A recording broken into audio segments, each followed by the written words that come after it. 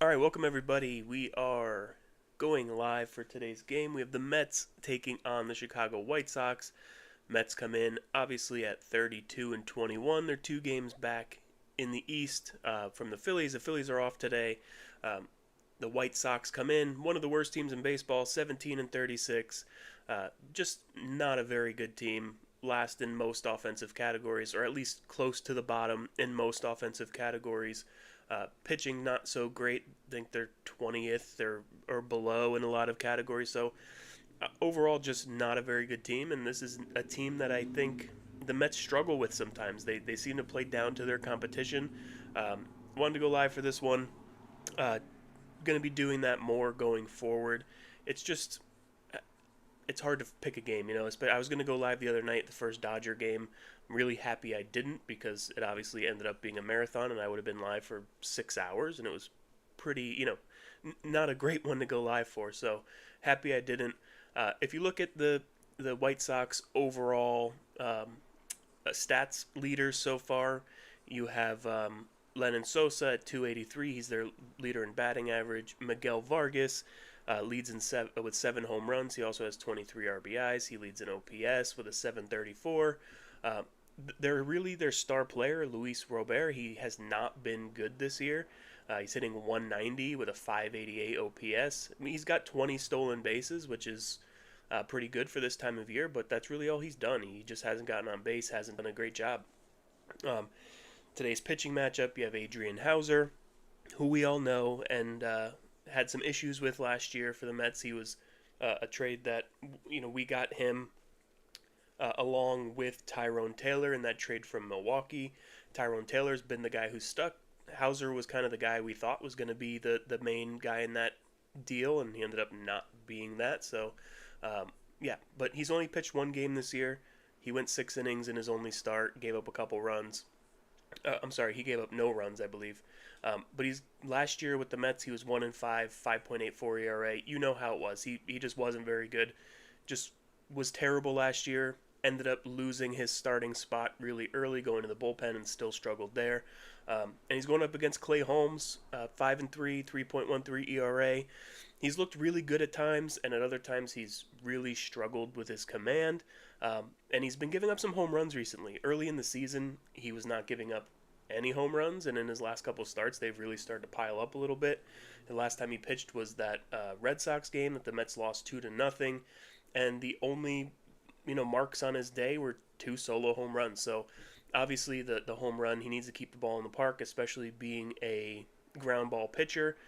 We'd like to see a little bit more ground balls out of him, less home runs. Yeah, and this is now we are through the tough part of the schedule. I made a couple videos about this, how the Mets were going into their real tough part of their schedule, their last 18 games. You face the Diamondbacks, the Cubs, the Yankees, Red Sox, Dodgers. So they've had a really tough stretch here, and they got through it okay. I think they were 10-8 in the the tough stretch, and now we go into a little bit of an easier one. You have obviously the White Sox here for 3 games. Then you have the Rockies coming in for 3 games, and they're the worst team in baseball. Then you go out to the West Coast and you play the Dodgers, and then you get the Rockies again, and then you have Washington and Tampa. So over the next 19 games, they're very winnable. This is where you should fatten up a little bit, catch and pass the Phillies. Hopefully, that would be the ideal situation. The Phillies just got through a really light part of their schedule. They played some of these same teams, and they were able to do really well. So this is where the Mets have to fatten up on these lower division bad teams, and they don't always seem to do that. So important series here. Yes, it's a lowly kind of part of the schedule, but they're important games. They all count.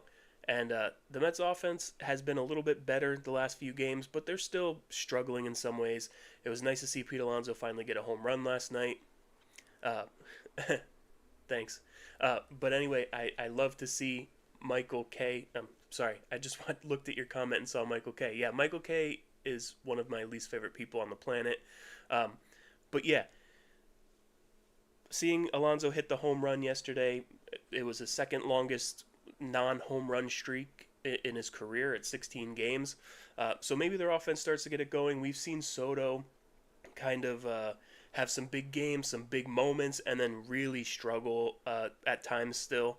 It looks like he's getting a little bit more comfortable. You saw the shuffle the other day. He's starting to get a little bit more comfortable, and I think that he's due for a breakout any time, but I've been saying that for a couple weeks, so we'll have to wait and see. But if you're going to do it, this is kind of the team you're going to do it against. The Mets need to put together some runs and show why they're a really good offense. And I think that's the only thing that's stopping them right now. Their pitching has just been unbelievable. Starting, bullpen, you see Edwin Diaz really coming into his own and looking like Edwin Diaz again. Kranick has had a little bit of a stumble, but he's kind of gotten through that, and he's been better the last couple outings. And their starting pitching has just been up and down, 1 through 5, amazing. You saw McGill kind of hit a little bit of rocks for a couple starts, and then he kind of came back last start and looked better. So at the end of the day, this was a team that was supposed to be great offensively, and we're going to struggle pitching-wise, and it's been the complete opposite. So once that offense really gets clicking, hopefully we don't see a drop-off in the starting pitching. But at this point, I just have to look at it and say they just made the right decisions. They went out there and got the right guys for this team. And everyone coming into the season said, why are they getting Griffin Canning? Why are they going with Clay Holmes? He's a reliever. And everything's working out. So I'm really happy with the way the pitching's been lately and all season, really. And now the offense needs to do what they're supposed to do, especially those top of the lineup guys. Lindor, he didn't have his April Lindor struggles, but now he's kind of in that struggle now. Pete Alonso was great to start the season. He's fallen off a little bit. Hopefully he gets it back going, and maybe that home run last night really starts that streak for him. Soto never really gotten it going all year. He's kind of been up and down, and just doesn't seem comfortable right now. And that's not a knock. That's not me saying, agreeing with the reports saying he's not happy with the Mets. No, he's fine. He's perfectly fine with the Mets. He's just not feeling himself right now, and he's really been struggling. I think for him, he wants to perform at a high level, and right now he's not. And he doesn't feel as though he's contributing to the team, and that's tough for a guy of his caliber. So that's why you don't see this huge smiles every day. That's why you don't see him, looking completely comfortable, because he's really not, and it's because of his own performance. Once his performance gets going, you're going to see a lot more of that shuffle. You're going to see the kind of aura that he had in years past that we all, grew to love with Soto. And the reason why we wanted him was because of the way he intimidates pitchers and the way that, he just looks great in every at-bat no matter who he's up against. So at the end of the day, he'll be fine. The bottom of the lineup has been better. Obviously, Brett Beatty came out of nowhere. He's finally starting to fulfill some of his promise. He's still up and down, but more up than down lately, and I'm really happy with the way Beatty's been playing. Tyrone Taylor's been giving you really good at-bats. Even McNeil's had some good at-bats. The only guys I'm really worried about at this point are like Vientos and maybe even Francisco Alvarez. They just don't seem to be. I don't know. They're definitely struggling. They're having a hard time. Vientos seems like a sophomore slump kind of thing where maybe he's pressing a little bit. The pitchers have figured him out, and he's got to adjust. And with Alvarez, I don't know. I don't know what the issue is with Alvarez. Maybe they tweaked.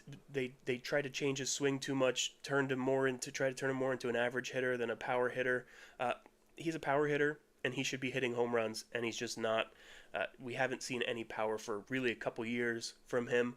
But yeah, with that, the game is starting right now. I'm going to do a little bit of play-by-play, not fully play-by-play if you're not watching it. Yes, Beatty should definitely be playing third over Vientos every day. I agree with that 100%.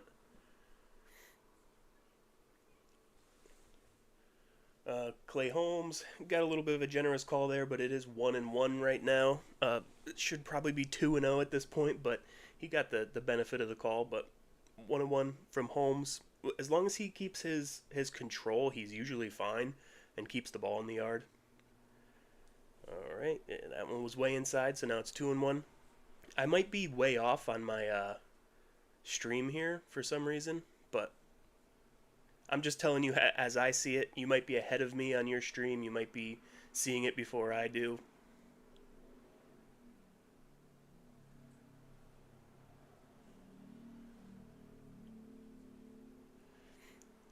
We got 3-1 count here to the leadoff man. Oh, okay. I didn't know that. I didn't know he was part of the trade for Crochet. I wanted the Mets to get Crochet.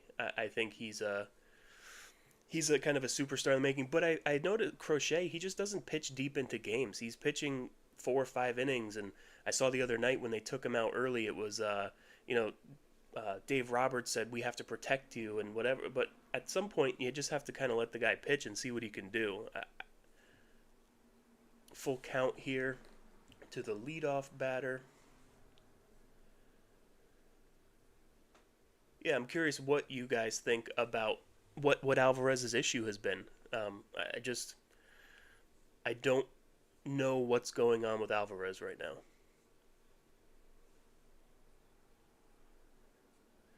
And that's a walk to start the game, not the way you want to start off if you're Holmes. Don't like to see his control. He was missing badly in that at bat, and a 7 pitch at bat for the leadoff batter. I'd like to see him go and get deep into this game, and it's only one batter. Double play here would be nice, and Clay Holmes is definitely that kind of guy who can get that. Yeah, and there's a lot of talk about, you know, the batting coaches, Eric Chavez, kind of messing with Alvarez's swing and trying to change the type of hitter that he is. I agree that you have to make him more of a. He couldn't just be an all or nothing kind of hitter, and you don't want a guy who hits 220 in your lineup as a major part of your lineup. But it's like he has zero power now. He has to luck into one. He has to get a hanging breaking ball to hit a home run, and that's not what we expected Alvarez to be. We expected him to be a power force, you know.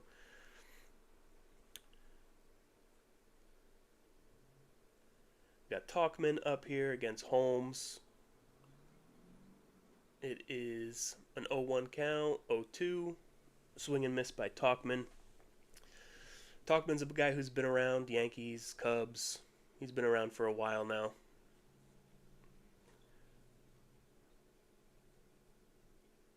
Yeah, if Clay Holmes can just keep his control a little bit and not give up home runs, he's been great. Other than his walks and his inability to go deep into games, he's been great this year. He has great stuff.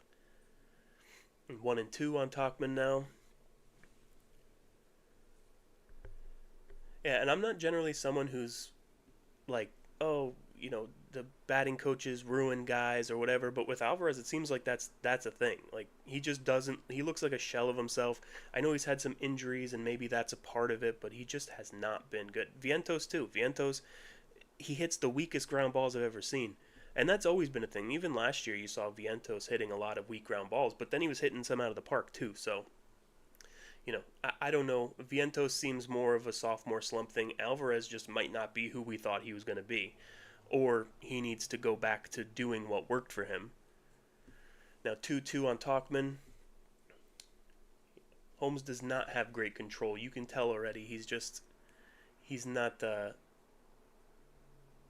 When he's missing badly. He's not barely missing. He's missing way out of the zone. Ground ball, second base. McNeil fields it, throws him out at first. Wasn't hit quick enough to get the double play.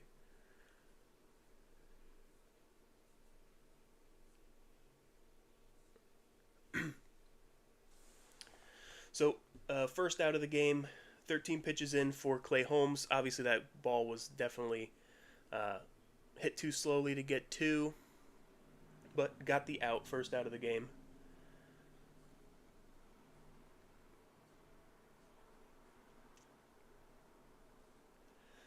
First pitch to Vargas here. Vargas is their leading hitter in a lot of their categories.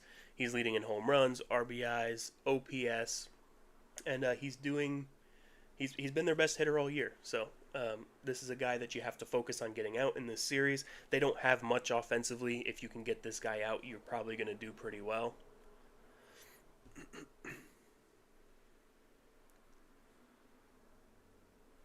Are we talking about soccer here, Pete? What are we talking about?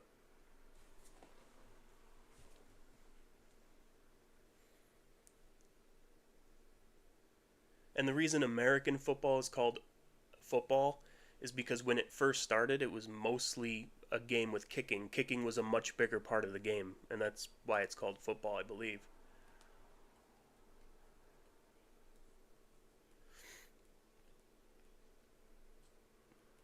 2-2 here to Vargas after fouling off a pitch.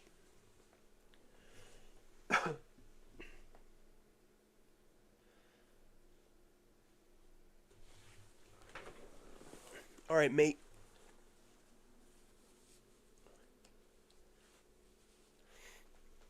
We call it soccer.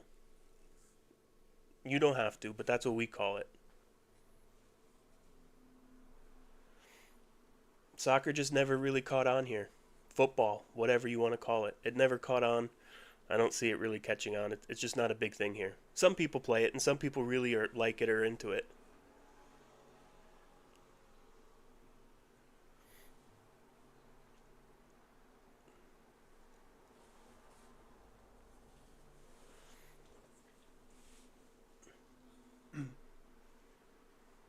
3-2 to Vargas here. He pops one up foul.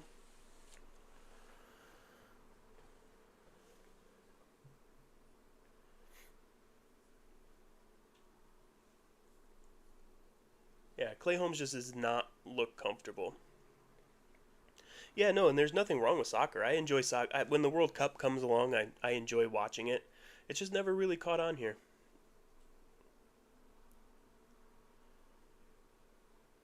All right, gets the ground ball out. 20 pitches into the first inning now. He has two outs. Yeah, no, I feel you on that. It definitely is stop start. Football, baseball, absolutely. Basketball, there's a lot less stopping. But yeah, baseball is more of a pastime, Pete. If you're baseball is not meant to be played fast. Baseball is meant to be kind of take an afternoon or take a few hours, and there's a lot of drama within the game. It's not for everyone. And if you didn't grow up around it, I could see why you wouldn't like it. Just like soccer or football is, for us. We didn't really grow up with it. We don't have great teams here, so we didn't grow up around it. Ooh, all right. Well, Clay Holmes gets out of the inning with no runs scored. Ground ball to second base. Got three ground balls in the inning. That's what Clay Holmes needs to do to be successful. Ground balls, keep the ball on the infield, and Clay Holmes will be successful. So the Mets are through the first inning without giving up a run, and we got the top of the order coming up here. Lindor, Nimmo, who's back in the lineup, then Soto and Alonso, obviously. Uh, what do you think about Jared Young DHing so much? I'm a little bit surprised they brought him up, and he's become basically their DH the last few games. I guess it's just because Vientos is struggling, or they wanted to get the lefties in there. Um, just kind of strange that he comes up and immediately just becomes their regular DH.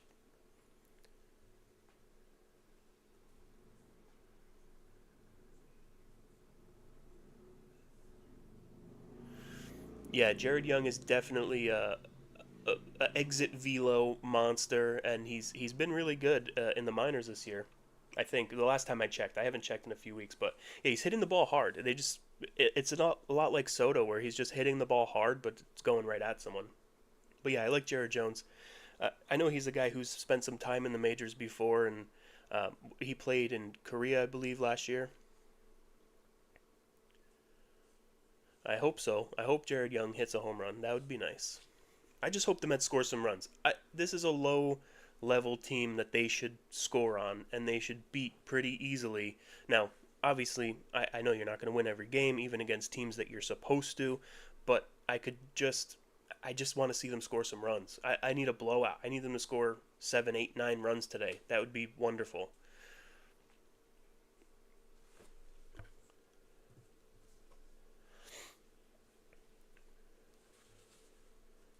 Lindor, I believe, is about to come up to bat.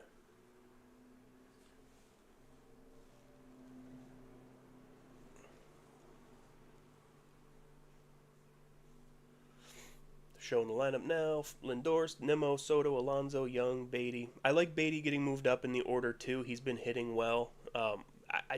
I think Beatty has turned a corner, and I think for him it's really about um, confidence. And he's always had the ability. We've all known that, but it seems like he's confident now. 1-1 pitch to Lindor.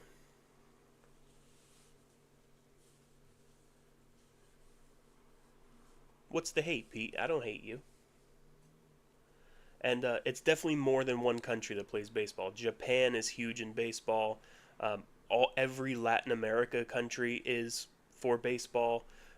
Mexico, everyone around in this part of the world, and then also in Japan and uh, Korea, that everyone's into baseball. It's becoming more of a worldwide game.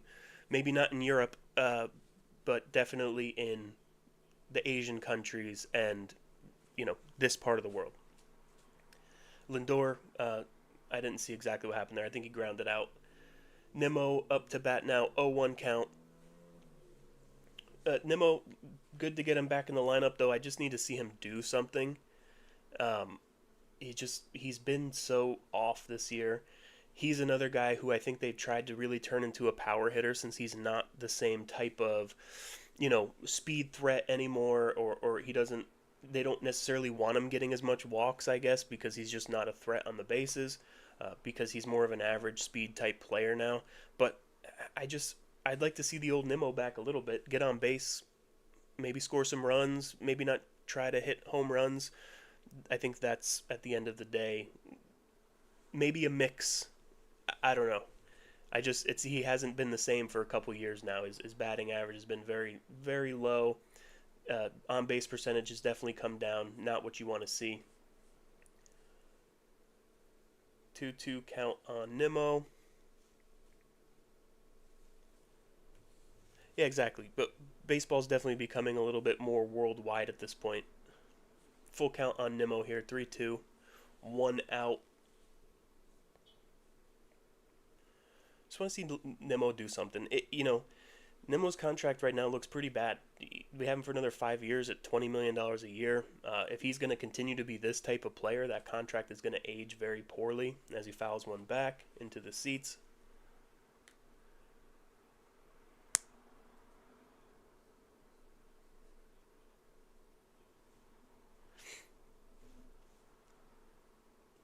They just showed the graphic. The Mets are 19-6 at home this year. Oh, and there's a base hit for Nimmo. It's going into the corner. Looks like it's going to be 2 bases at least.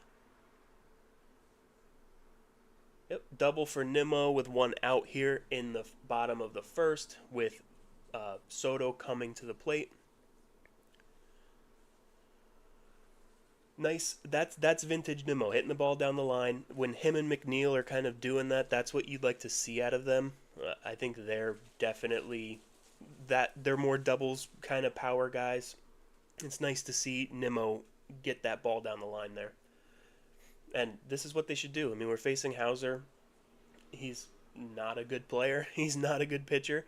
I think he just signed with the White Sox like a couple weeks ago. Not even. Like he basically just got signed. Soto grounds one out to first base. Soto, I just don't. He's just been so off. He's just grounding everything out. He's either hitting it 110 miles an hour or it's a weak ground ball to first base. He just has no consistency right now. I'm not giving up on. He's gonna be fine, and he's here for 15 years. But listen, he just hasn't been the same, and I think for a long time, to start the season, we didn't want to admit that to ourselves, that he just hasn't looked great. But he just hasn't. Now we got Alonso up at the plate, fouls one off into the stands.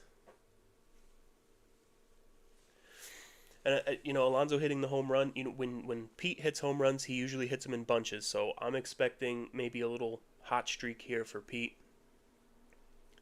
It's 1-1 now on him.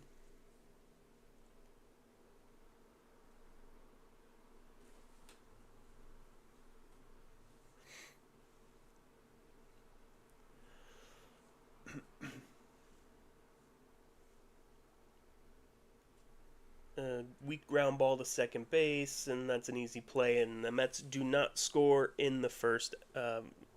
Hitting with runners in scoring position, the problems continue a little bit. They have gotten out of that a little bit the last couple of games. They still haven't been great. Um, Early in the game, one inning down, 0-0 game here, and we have Robert Jr. coming up for the White Sox. I'm curious if anyone here thinks that this is the kind of guy the Mets could look to trade for. Obviously, he's been bad for a couple of years. He was a we thought he was going to become a superstar with Luis Robert, kind of with that 1 year that he had, but he's struggled the last couple of years. He's hitting 190 this year. He's a guy with a lot of speed. He's got some power. Maybe a change of pace, a change of teams, maybe going into a competitive situation. He's better. But I don't know. Does anyone think that the Mets should try to make a trade for Luis Robert? I personally, I don't think so. To me, unless the cost is just nothing, I'd rather. Yeah, I agree with that in a lot of ways. I think he is like a Jose Siri, but I think he is more talented than that. I think that he has the ability to be better. I mean, if you're gonna get him for nothing, then sure, I'd say you can make the deal. But I think it's still gonna cost something because of his ability and because of the talent that he has. Maybe someone's gonna think that he can be more than what he's showing right now. But yeah, obviously, I'm okay with the Mets center field situation right now. I know Tyrone Taylor is not a starting center fielder, and he shouldn't be because I think he does eventually get exposed as an everyday player. But as of right now, he's been playing pretty well. He gives you good defense. He gets some base hits. He comes through when you need him to. So overall, I think he's been good enough to play. And when Siri comes back, it should probably be a split. We didn't really see what Jose Siri could do. He wasn't able to get on base very much. He obviously has a ton of speed, and he's got some power, but we didn't see any of that power. He just wasn't getting on base. He just wasn't able to do anything. Clay Holmes gets a quick out there, fly ball to center field to Tyrone Taylor. So really good way to start the inning there. One pitch and one out. Now I just hope Clay Holmes can get through this inning quickly. I'd like to see him go deep into this game. I just give that bullpen as much rest as possible with the amount they've been pitching lately. Also, I'm curious how you think, it looked to me like the Mets can play with the Dodgers out of the last series. The Dodgers obviously are missing some huge pitchers, and we also missed Yamamoto in that series. But the Mets look like they can play with them. It doesn't look like they're overmatched by the Dodgers at all. And I think that was very important to see in the last series because, in all honesty, the Dodgers to me were a scary team coming into the year. Now in a series, anyone can beat anyone. I'm not saying the Mets couldn't beat them in a series or I didn't think they could, but they really showed in that last series that the Dodgers aren't much better than them. Now, once they get their pitching healthy and they're healthy again, sure. But that offense doesn't scare me maybe as much as it did before. I don't think Muncy's the same guy. Tommy Edmonds kind of come back down to earth. They didn't scare me as much as I thought that they would. Obviously, you still have Ohtani, you still have Betts, you still have Freeman.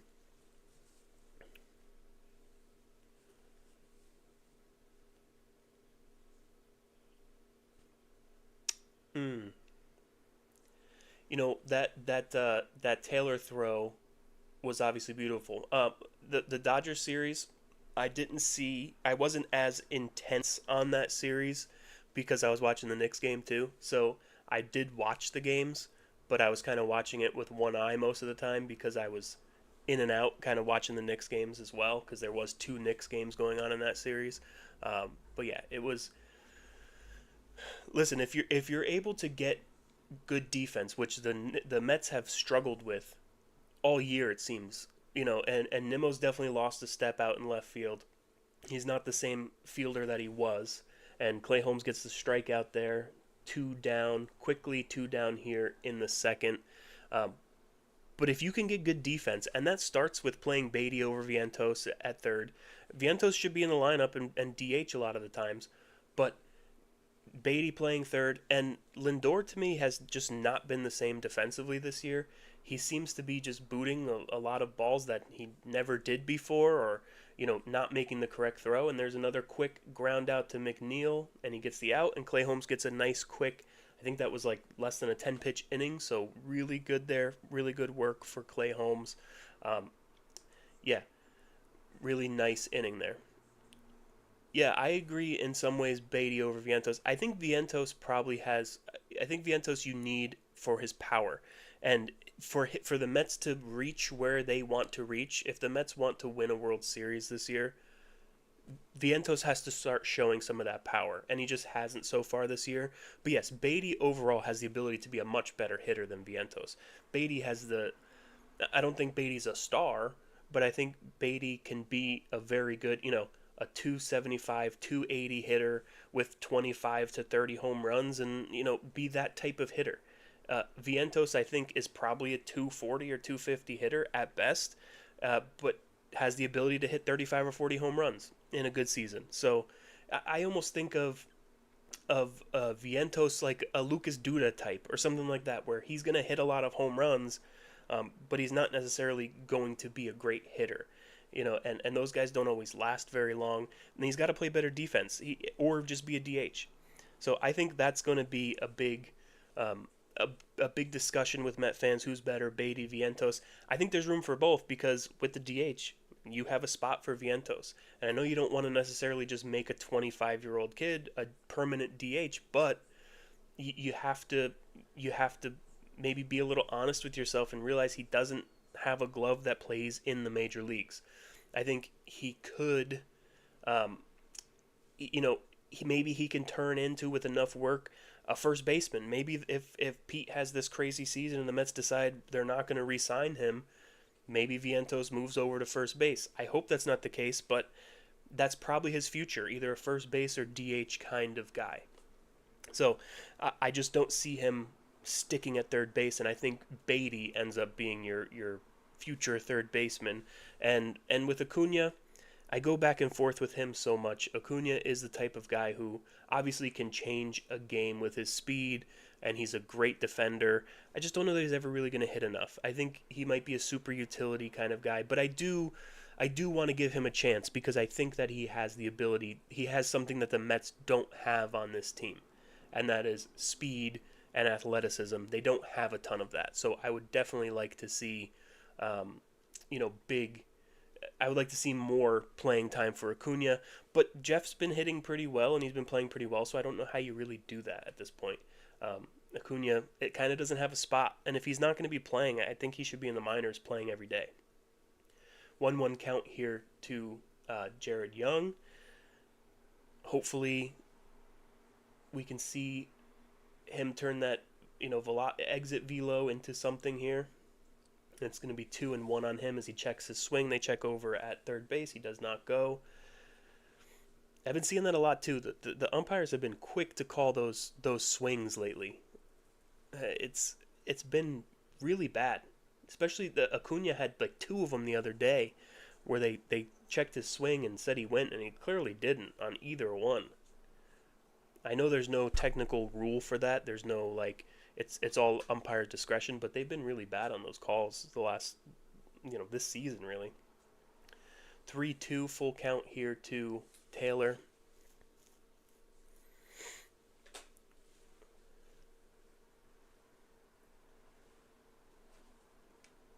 Let's see, Jared Young. They put a lot of lefties in the lineup today. Mendoza said before the game, he was asked, why is Jared Young in there? Why is, Beatty in there? And he said he just wanted to get all his lefties in the game. Hauser does not fare very well against lefties, so he just wanted to get every left-handed, hitter in there.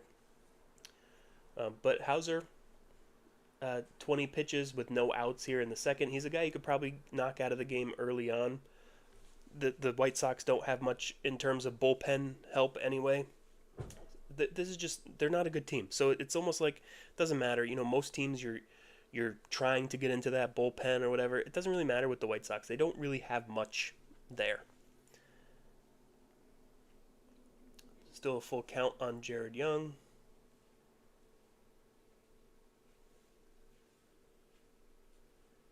pops one up in foul ground. The catcher makes the play. So one down here in the second. Beatty coming up, followed by Taylor and McNeil. Alvarez hitting ninth today. You could tell they're definitely with Torrens starting 2 games in a row, and then now Alvarez is in the game batting ninth. That they're telling him something there. Get your shit together, man. Like you got to start hitting. You got to start doing something. And the Mets catchers, Alvarez and Torrens, have both been great defensively, or at least throwing batters out. I don't think Alvarez has been great defensively, but throwing would-be base stealers out, he's been great. But he's in there for his bat. Like, let's face it, at the end of the day, Alvarez needs to hit to be a part of this team, or else Torrens should play every day, because Torrens is better defensively, and he's given you enough offensively to make you say, we should be playing Torrens more. So I think Torrens is probably going to get more playing time going forward unless Alvarez actually starts hitting. 2-1 count on Beatty here. Nobody on, 1 out, bottom of the second.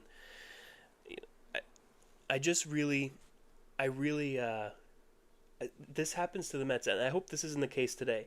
They make really bad pitchers look like Cy Young candidates. They'll hit good pitchers. They'll hit against the top guys, or at least the mid-range to upper level guys, and then a guy like Hauser comes in and will shut them down for 5 innings. I just hate that about this team. They make bad pitchers look really good, and I think it's because they never change their approach. They're not an attacking team, and I think with Hauser you have to kind of attack. 2-2 count on Beatty as he fouls a ball off into the seats. And Hauser's throwing hard. He's up to 97 on that pitch. But this is a guy you should hit. Like, it's only the second inning. I shouldn't start complaining yet. But I wanted them to jump on Hauser early. Especially after last year. We all have no love for Hauser here. Still 2-2 on Beatty.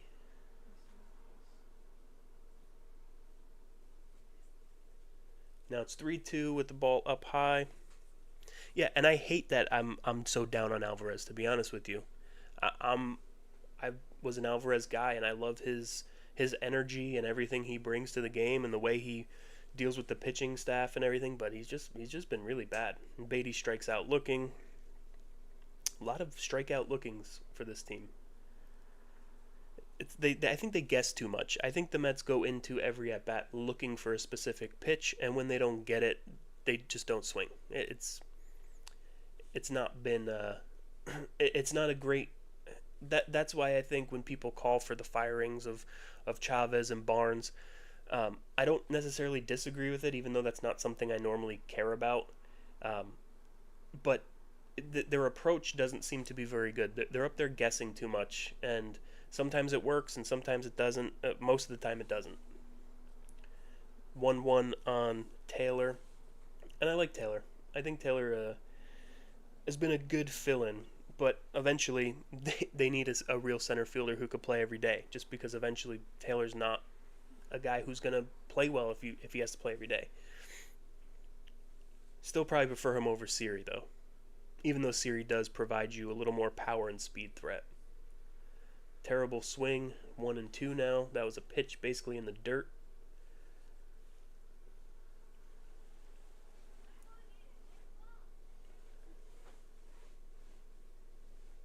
And Taylor seems like one of the only guys who's not going up there guessing.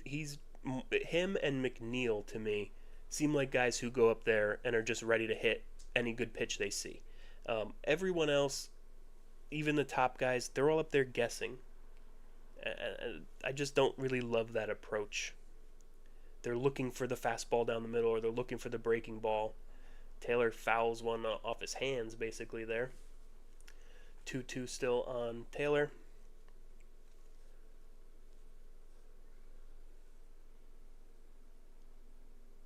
He's going to walk it off a little bit. Definitely looked like it got fouled either right off his hands or right off the very inside of the bat right next to his hands. Taylor, then we have McNeil coming up. And I've liked McNeil since he's been back. He's had some struggles here and there, but McNeil's just a baseball player. And Taylor strikes out on a ball. So not a great start here for the Mets offense. They do have one hit in the first 2 innings, but you'd like to see them attack and maybe do something off of Hauser, who is making his second start of the year, and we all know how last year went. A guy who's been on here.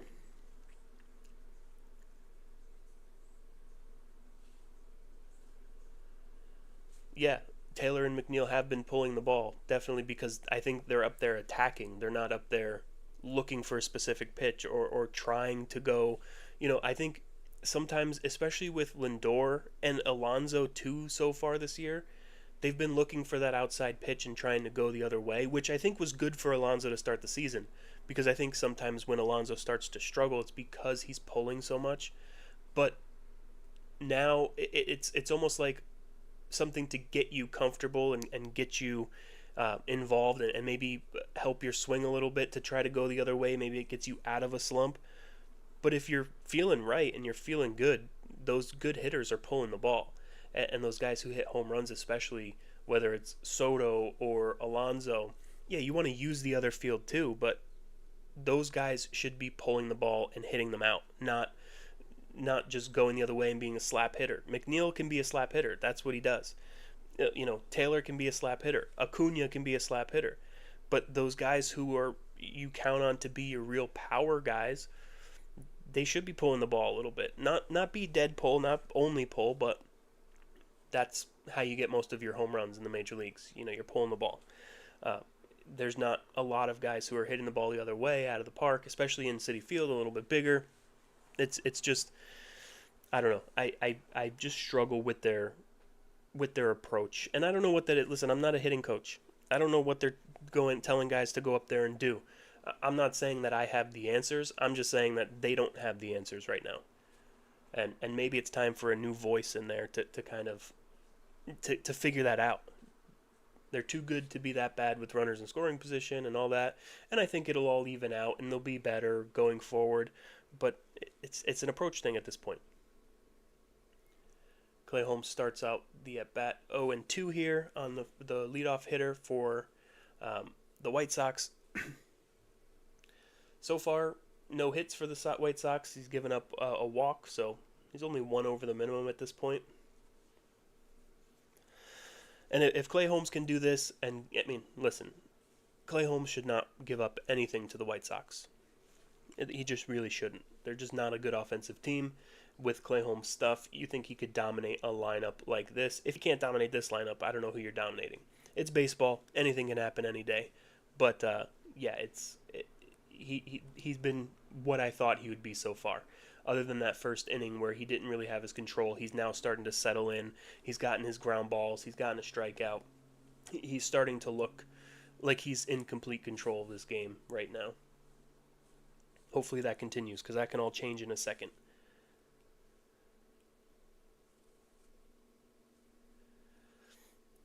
And he strikes out Sosa with an inside pitch. Close pitch, but definitely was a strike.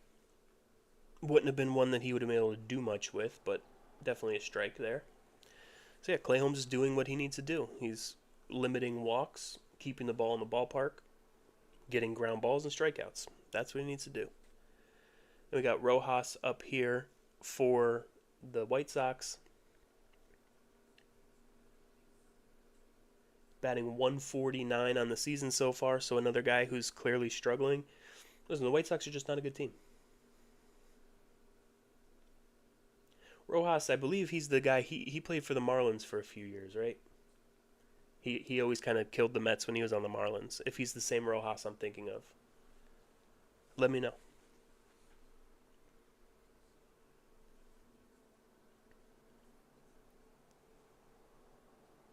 Now it's 2-1 on Rojas after a foul ball. Yeah, Josh Rojas. This is the guy I was thinking of.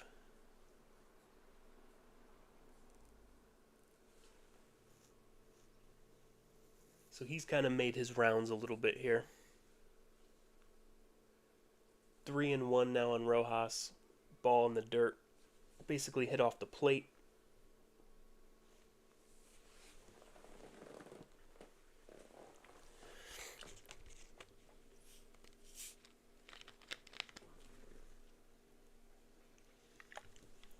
Ground ball to Jeff McNeil. Goes to his right. Nice play. Throws him out at first base. Now there's 2 down in the inning here in the top of the third. Top of the order coming up for the White Sox.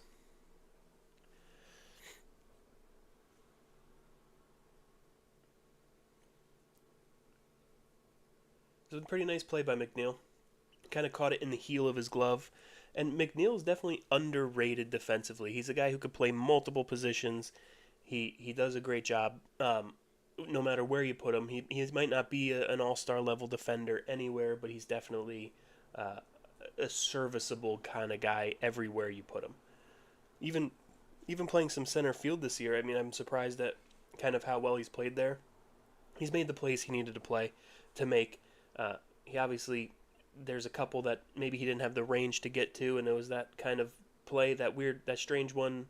I think it was against the Yankees where he seemed to want no part of the ball and kind of let Soto cut in front of him and take it. But overall, he's been pretty decent in center field. 2-1 count here. And this is the only guy that has gotten on base for the White Sox. Oh, nice play by Lindor, and he throws him out to end the inning. So wonderful, wonderful inning there by Clay Holmes.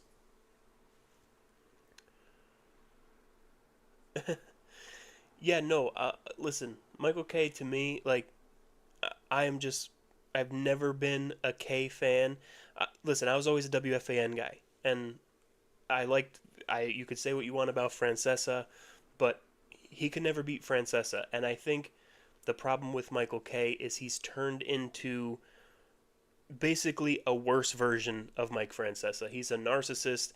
I don't know if you saw his comments about talking about YouTubers and content creators and people on Twitter coming at him after he made his Juan Soto remarks, and he doesn't get it. He doesn't understand that he's a dinosaur in the industry. And he's not talking about me. I have 500 and something subscribers. I'm not a big YouTuber. I'm not a big content creator.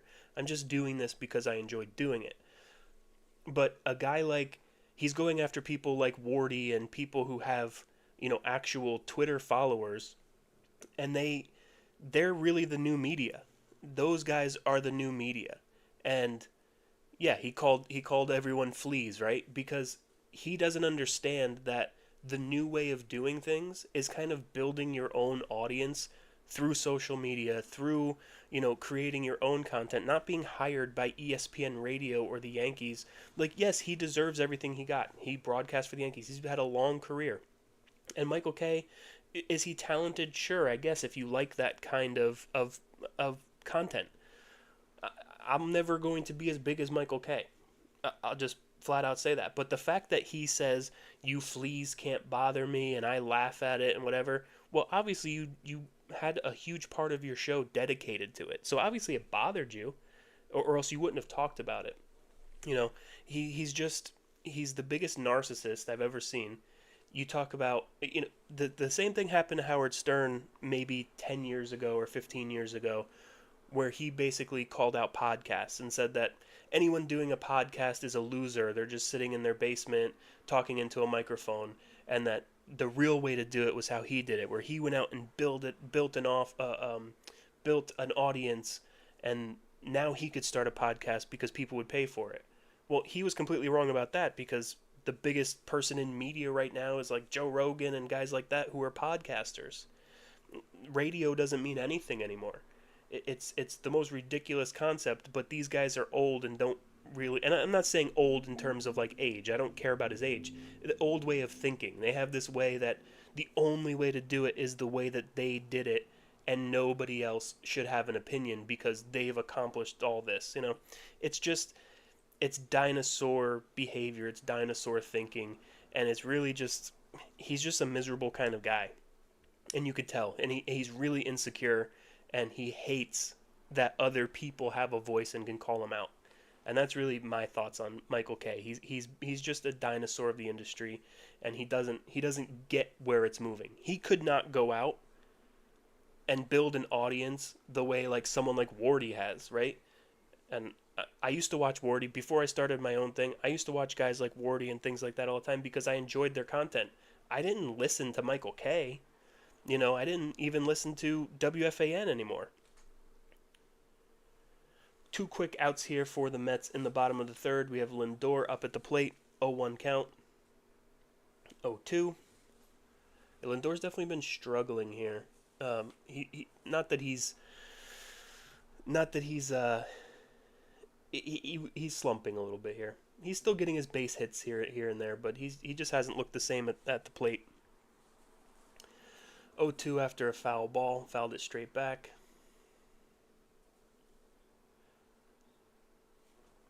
I guess I'm behind because I'm watching on this MLB app and I already know what's about to happen before I see it on my TV. So, ground ball to first base and Lindor is out. 3 outs. Through 3 innings now, the Mets do not have a run. They also haven't given up a run. It's 0-0. So the Mets have 1 hit through 3 innings in this game against Adrian Hauser. So not the way you necessarily want to start out, but this is how it goes when the Mets play an actual bad team. This is just what they do. They always play down to their competition. They can go out and play the Dodgers and take 2 out of 3, and then the White Sox come in and they struggle. I don't know what that is. I don't know why that happens, but it's not just this year. That's been a multi-year thing now. It seems like forever. And I think it's really an issue in baseball. You see the Yankees, they went out to Colorado and they lost the first game. They won the next 2, but you could just see that everyone kind of plays down. It's almost like they let their guard down and say, I'm playing the White Sox, so we don't have to put in as much effort. Not that I think that's what they're saying, but it's a subliminal thing. It gets in the back of your mind like, oh, we're playing an easy team. We don't have to worry about it. We're going to win this game because we're the better team. It's just, I don't know. I'm not a professional athlete, so I don't get how it is if you're a professional athlete. But we all have those days at work or whatever where you're like, oh, it's going to be an easy day, or I could take it easy today. The boss isn't around or whatever. I think it's kind of the same thing. It's a mindset.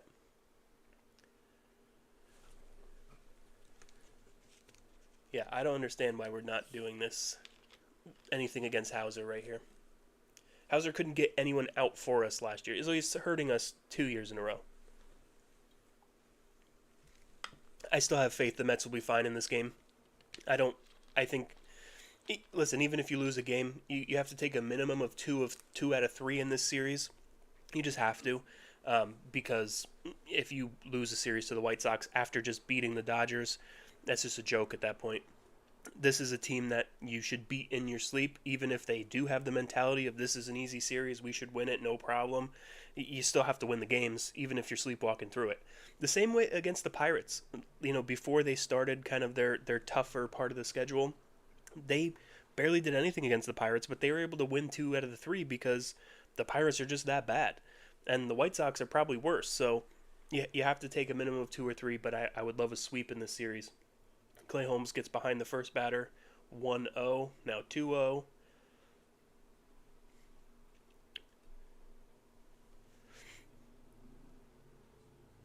Talkman is up for the second time today, 0 for 1. Finally gets a strike over, it's 2-1.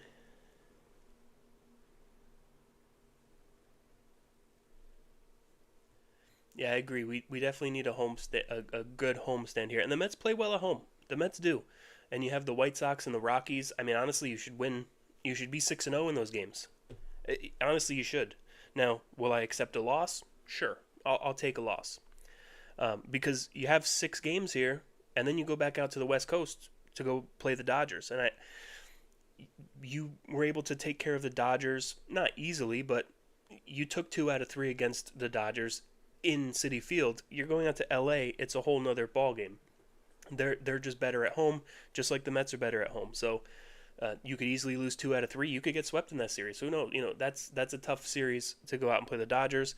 And then you have Rockies, Washington, and Tampa after that. So the schedule, this is the fluff part of the schedule right here. And you have to dominate. You have to go out there and really overperform. As Clay Holmes walks the leadoff batter, you know that's never a good thing. Never walk the leadoff batter. Always comes back to hurt you. Um, Hopefully with this team it won't. But they have Vargas up, who leads their team in home runs and RBIs. I mean, he's only got a 730 OPS, so they really have nobody on this team you're scared of at all. Yeah, 4 game series with the Dodgers. Sorry. That's gonna be a marquee kind of series. That's where you're really gonna tell if you can beat the Dodgers because yes, you took care of them in Citi Field. Going out to LA is a whole nother animal. Clay Holmes 1-0. Yeah, he did it. He did do it in the first inning too. That's why I'm saying like this is the type of team that you probably can do that against. But if you do that against good teams, it doesn't. It usually doesn't go well for you. Foul ball. Looked like it might have been gone, but it was foul. So 1-1 here. Count here to Vargas. Runner on first base. 52 pitches for Holmes here. If he's able to get out of this inning quickly, you could see him going 6, maybe even 7 at this pitch. Oh, that's a long fly ball. Taylor could not get to it. And it's over his head and against the wall. Ooh, the runner did not score from first base on that. He had to hold up to see if it got caught. It didn't, but now you have runners on second and third, nobody out. Taylor just couldn't quite get to that ball. You can't blame Taylor. He gets to everything. I think that fooled him a little bit because he was a little slow starting. He kind of took a second before he started going back on it. I think it might have fooled him just off the tip of his glove.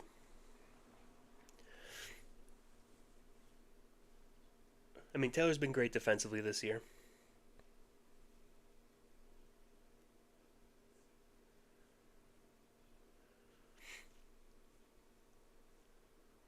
1-0 pitch.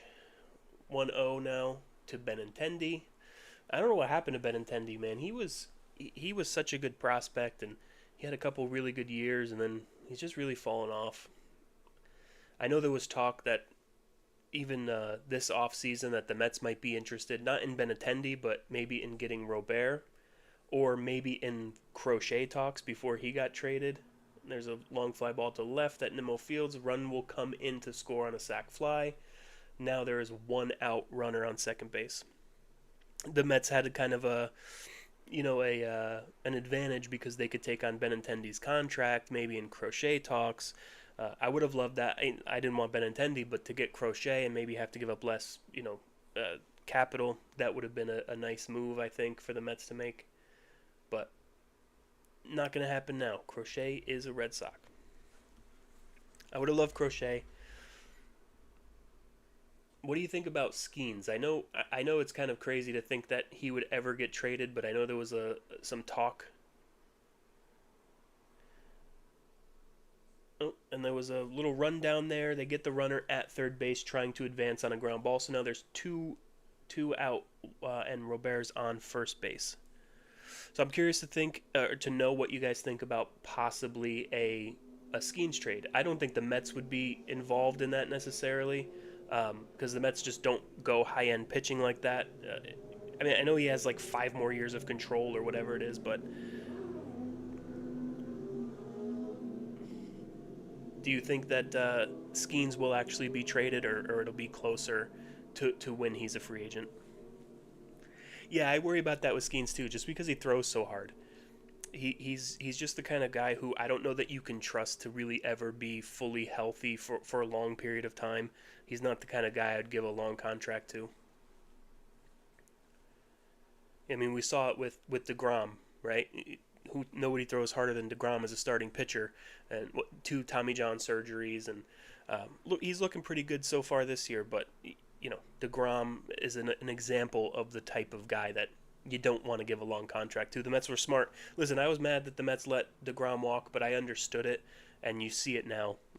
He's just, yes, he's still a good pitcher, and he's still doing fine for the Rangers. He's not the same guy, and he's still under contract for, another 3 or 4 years there at a lot of money. So the Mets were smart to let DeGrom walk, and I kind of like the way the Mets build out their pitching staff now.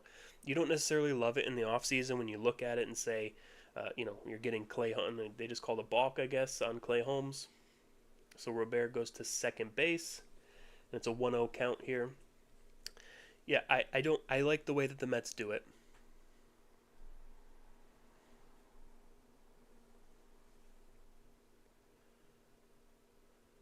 They didn't show a replay of that balk, so I don't know exactly what happened there. Weak ground ball back to Clay Holmes. He fields it, throws to first, and that ends the inning. So the White Sox do take a 1-0 lead in the inning. Uh, it was a bad jump that Taylor got on the ball, went over his head, ended up getting the run on a sac fly. So not a terrible inning for Holmes there, but definitely made his own bed with the leadoff walk and then giving up the hard contact to center field. Um, 1 run. Listen, you got to score. You got to score 2 runs to win the game. Go and score 2 runs. This shouldn't be too much for this offense to do. Although Hauser looks like a Cy Young candidate against the Mets, like everyone else does when they pitch against the Mets. So hopefully they can get some hits here, string some hits together. You have Nimmo leading off the inning, followed by Soto, Alonso, Young. So good meaty part of your order coming up here. Would love to see a run or two, at least answer back and get the 1 run back. That's at the very least here. I mean, you're facing Hauser, man. You hit a home run. How many home runs did he give up for the Mets last year? You don't need many runs to score to win this game. Maybe 3 or 4 would do it. I think if you score 4 runs, you're probably cruising. And this shouldn't be an issue for the Mets to score 4 runs with this offense.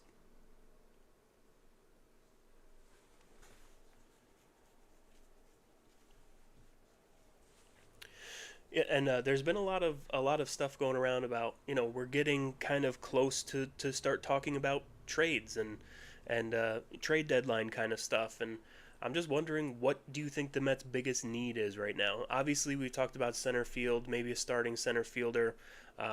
Do we need a starting pitcher? I mean, I know there was a lot of talk about Sandy Alcantara, but he's been bad this year. But do we really need another starter? We have Manaya, who's kind of back on the mound. I think he's facing live hitters again this upcoming week.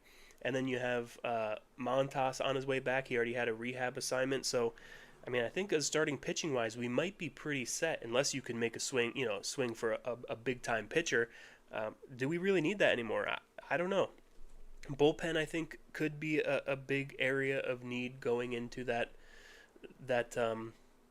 trade deadline kind of thing. A big time reliever. Obviously Brazaban's been great. Garrett's been great. Weak ground ball. Nimmo is thrown out at first. There was a chance there because that ball was hit very slowly out to short, in between short and third, right over second base. But he was thrown out there. But what are really the Mets' biggest needs? I think bullpen, maybe an elite setup man kind of for Diaz is a possibility. But there's no teams that are really out of it. And the teams that are out of it, I don't know if they have anyone you really want, But the White Sox don't really have anyone you necessarily want, or the Pirates. I don't know if you'd want anyone from them. But I would say center field and elite level, or at least back end potential relief pitchers. 2-0 to Soto now. I'd like to see Soto do something here. Do something big. I know he got a big hit the other night, the double off the wall that was about 1.5 feet from being a home run, a grand slam. But I just want to see some sustained success out of him.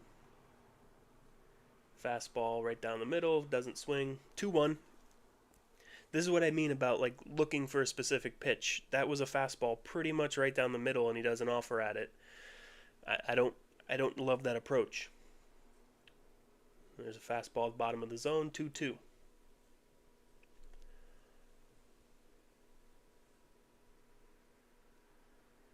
I mean, at some point, you just have to go up there aggressive and swing.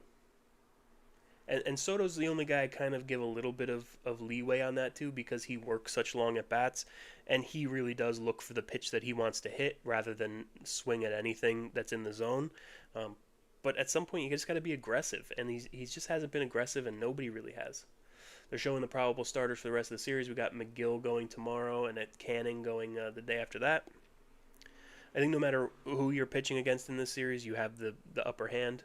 The Mets just have better pitching overall. This might be a nice game for McGill to kind of build a little bit of confidence after his couple bad starts. Had a better start his last one.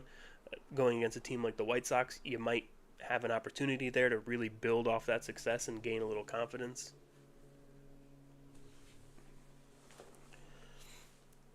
Soto fouls another one off. Nice long at bat here by Soto. You always get a quality at bat from Soto.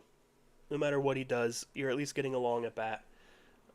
Even if he's down 0-2, he usually gets it to 2-2, 3-2, fouls off a couple pitches. You're still getting that level of at bat out of him, which matters. Those at bats do matter. 3-2 now, ball in the dirt. He doesn't swing at those balls in the dirt.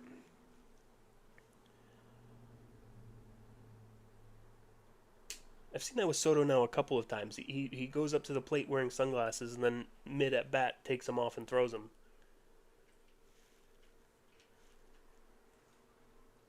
And he strikes out. Okay. Yeah, Soto just still does not look comfortable. He does not have any consistency.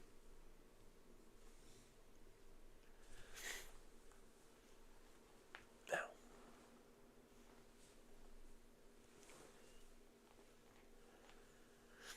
I mean, I've never seen Soto kind of this out of sorts. If you look at it, if you compare it to some other seasons, the only other season he's kind of struggled this early, or this much early in the season was with the Padres in 22. But other than that, he's always had hot starts, and he's usually been pretty good. So it's concerning, but I don't worry about him long term. 2-0 to Pete here.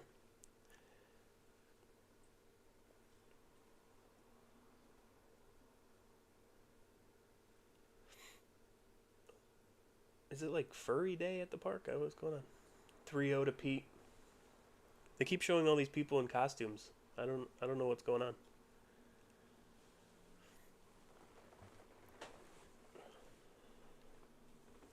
.30 pitch to Pete Alonso. And he pops one up right to the catcher, and that's out number 3. So once again, a Cy Young award-winning Adrian Hauser is shutting out the Mets right now. One hitter through 4 innings. Apparently, Adrian Hauser is now an all-star pitcher. Lifeless sometimes. Just lifeless. It's really bad. It gets to the point where it sucks to watch them. You just know they're like a day like today, and it seems to be in day games. And I seem to go live in day games where they just can't hit. It's always these day games. They just have no life. They have no electricity to them. They're just going through the motions.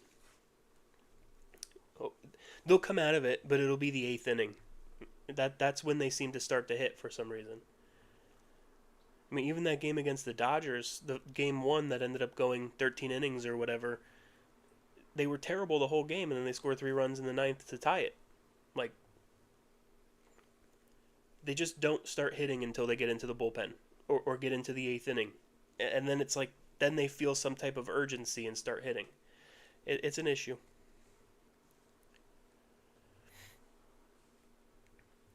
Yeah, but I don't think that's necessarily a bad thing to be Brewers East with money, right? So if you can have the ability to be a smart, especially with pitching, but you're still able to use money, because listen, Steve Cohen is never going to allow David Stearns to just be, run it like a small market team. If David Stearns had his way, he'd probably just run that. He wouldn't have signed Soto. He wouldn't have re-signed Pete Alonso. He would have made it work with other guys, and he would have, signed the same pitchers that he did. But Steve Cohen's never going to allow him to just run it like a small market team. So that's why I think it's a great mix. If you're able to get the pitching, like you said, run prevention, if you're able to get those kind of undervalued starters and turn them into something, and still go out there and get kind of marquee type players, then I don't think that's a bad thing. I know people say, what have the Brewers ever won? And it's like, well, yeah, but they don't spend any money, and they still are in the mix for the playoffs every year. So I don't think that's a bad. It's like the Rays. The Rays are the same kind of team. You don't know how they do it. They do it with glue, and gum, but they figure out a way to be a 500 team every year, or a fringe playoff team every year. And if you're able to mix that type of ability or signing as they hit a ball down the line here, Nimmo cannot field it, and it's going to turn into a double. Yeah, Nimmo's just definitely lost a lot in left field this year. I don't know what happened there. He kind of like just rolled right by him. Hanging slider there. Yeah, Holmes has been very inconsistent this year. He's had some really great starts, and this isn't a bad start. Listen, he's given up one run, but now he's given up a leadoff double here. Um, you could definitely see that run coming around to score, or he can strike out the next three guys and they get out of it. I'm not concerned about Holmes or the pitching staff.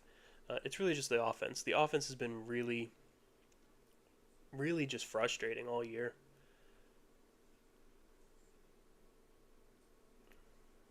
Strike one to Sosa.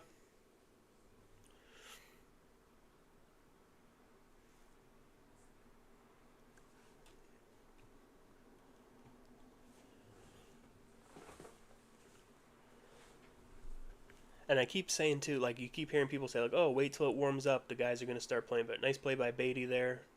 Looks the runner back to second, throws the first for the out number one.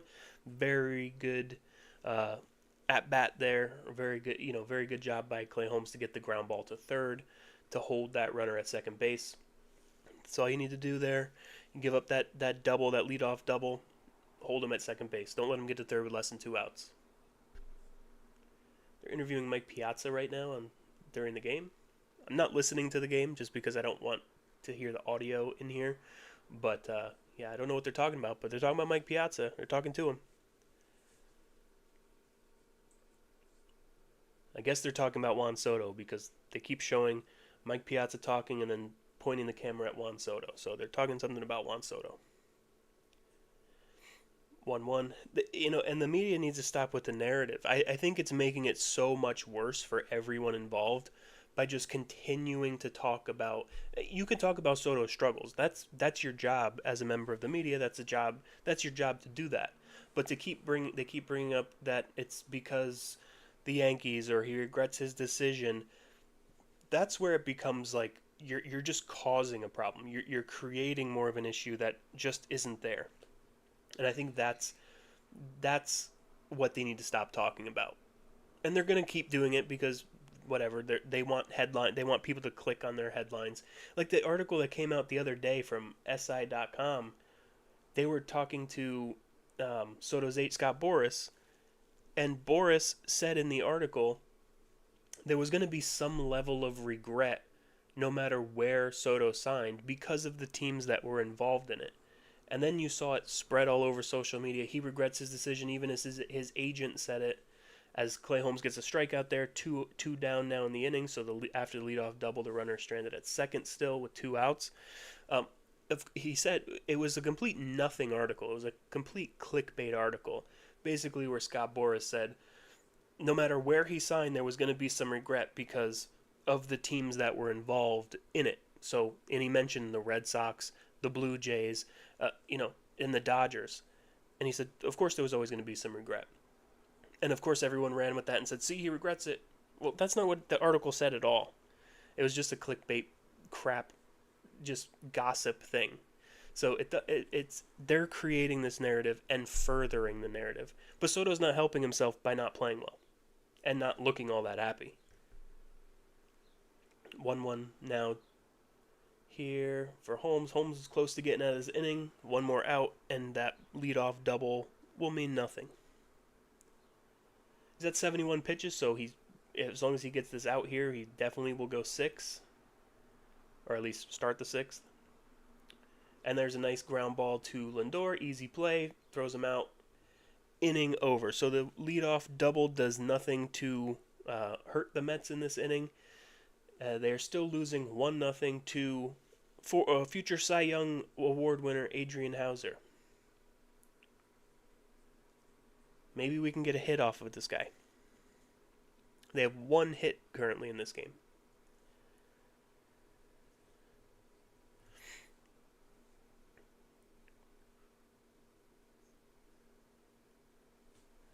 I mean, I could definitely... It's crazy to me.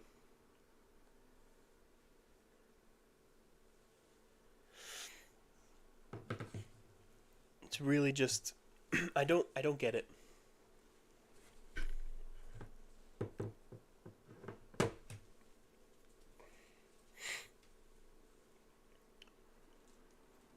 There's just nothing to say at this point. The offense is just sleeping. They're sleeping right now. They'll wake up in about 2 or 3 innings.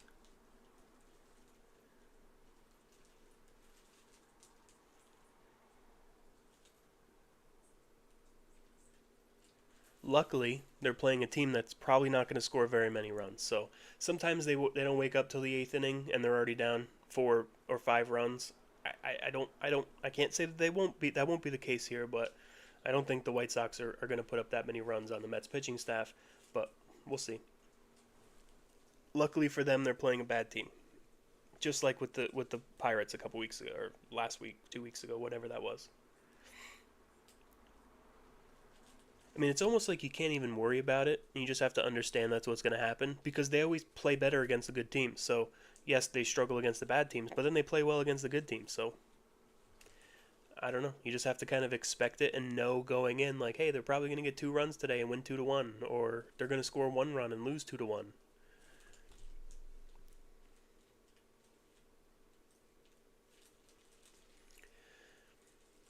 So we start off this inning. We're going to have Jared Young, Brett Beatty, and Tyrone Taylor. Which is, the bottom of the order has been doing most of the damage lately. So let's let the bottom of the order do something here. I'm waiting for a big Jared Young first hit with the Mets. I don't think he's had one yet. And Brett Beatty's been on fire, so get Brett Beatty to the plate. He's been basically driving in all your runs for you lately. 1-1 here to Young.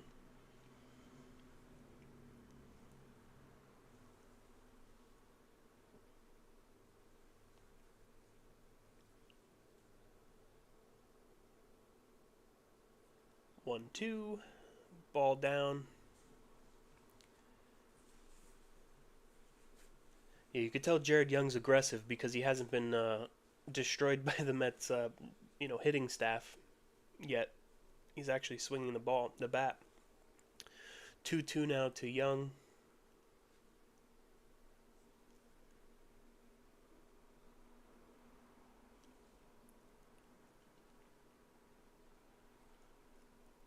And he strikes out. Leaves the bat on his shoulder and strikes out.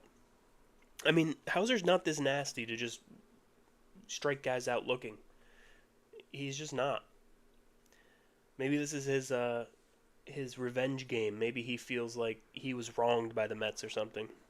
But he's just not this good to be one-hitting the Mets right now. No walks, 1 hit, 4 strikeouts. I mean, he's not this good.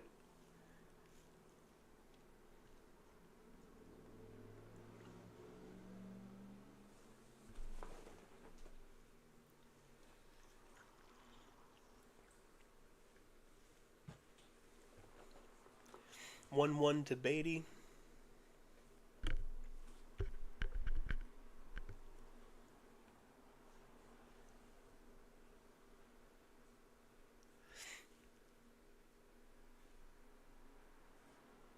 One two. He swings at a ball down.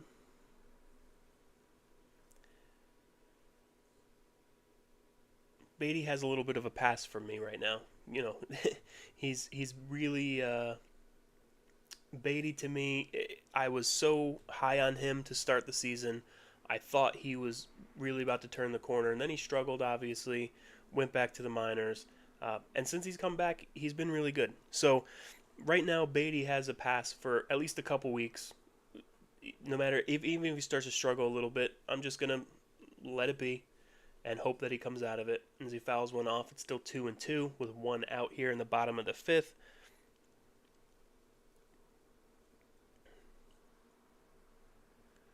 Yeah, apparently the White Sox do rule when they play the Mets. Adrian Hauser, Cy Young. Ooh, Beatty got a good, nice, lucky call there, 3-2. That was probably a little too close to take, but worked out.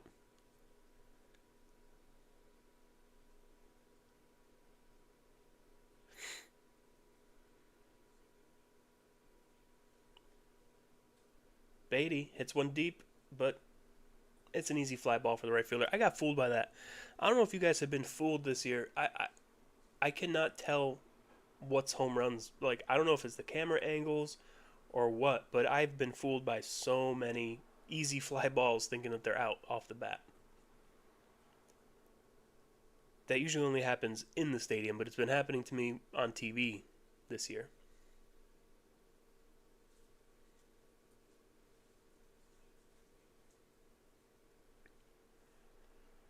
Tyrone Taylor steps up, 0-1, takes the first one for a strike. And Hauser's just been aggressive against the Mets. He's coming right at them. He's coming right. He's throwing the ball in the zone. He's not nibbling. He's coming right at the Mets. I think that's a scouting report on them right now. They do try to work at bats, and I think that's a great thing because they can wear a pitcher out. But it's also a bad thing because um, if a pitcher is willing to come right at them, sometimes it's almost like they're unprepared. And right now, that's what Hauser's doing. He's just coming right at them. Swing the bat. Go ahead. And he's giving them pitches to hit, and they're just not hitting them.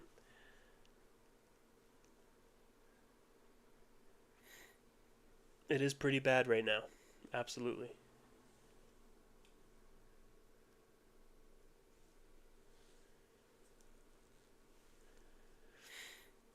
It's what we've been talking about this whole time here. How bad they are, especially against bad teams. They just don't perform well against bad teams. Taylor fouls one off. It's 2-2.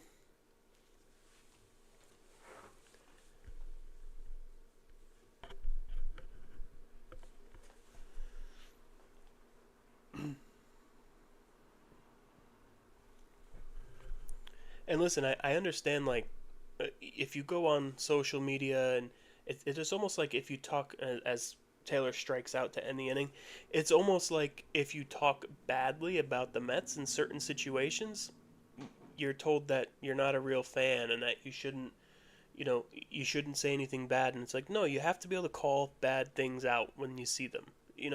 We're all fans of the same team. We all watch either on a daily basis or semi-daily basis, and you can see what's wrong.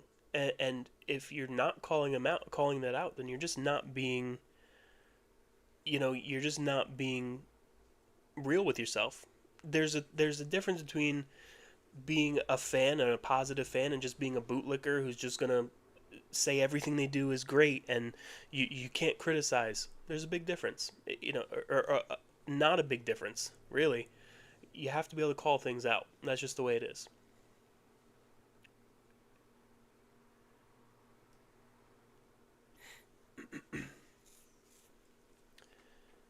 But apparently, you're not allowed to say that. If you say that on Twitter, you get attacked. Or I had a video a week or so ago, and if you say that, you're immediately a bad fan, and you can't be negative. Just be positive. Well, the goodwill they got off of last year, to me, is kind of over with. It's a whole new season. It's a whole new team. Yes, last year they gave us a great ride, and they came back from being really down. But that goodwill, it's over. For the first month of the season, I was as positive as could be. I said everything was great. But I think we have to be done with that at this point. You have to just be honest and call it what it is. Now, that doesn't mean I think the Mets are a bad team. I don't. Uh, but I think there are some issues right now, and they're working through them. And I think they do have the guys in that clubhouse to fix them. I think that those guys can come through, and they can be better. They just really haven't been yet. And until they are, I'm going to keep saying that. I hope that they do well. Like, I feel like um, a lot of people, They think that positivity will make them better. At the end of the day, I have no effect on the team. You have no effect on the team. However we want to watch and be a fan, that's how we should do it. The only thing I don't agree with is people booing Soto at this point. Like, the guy's clearly already struggling. The guy's clearly in his own head. And why would you make it worse by booing? It doesn't make any sense to me. But listen, if you pay for a ticket, you could do whatever you want. Yes, the Mets have been terrible with runners in scoring position. 1-2 count now.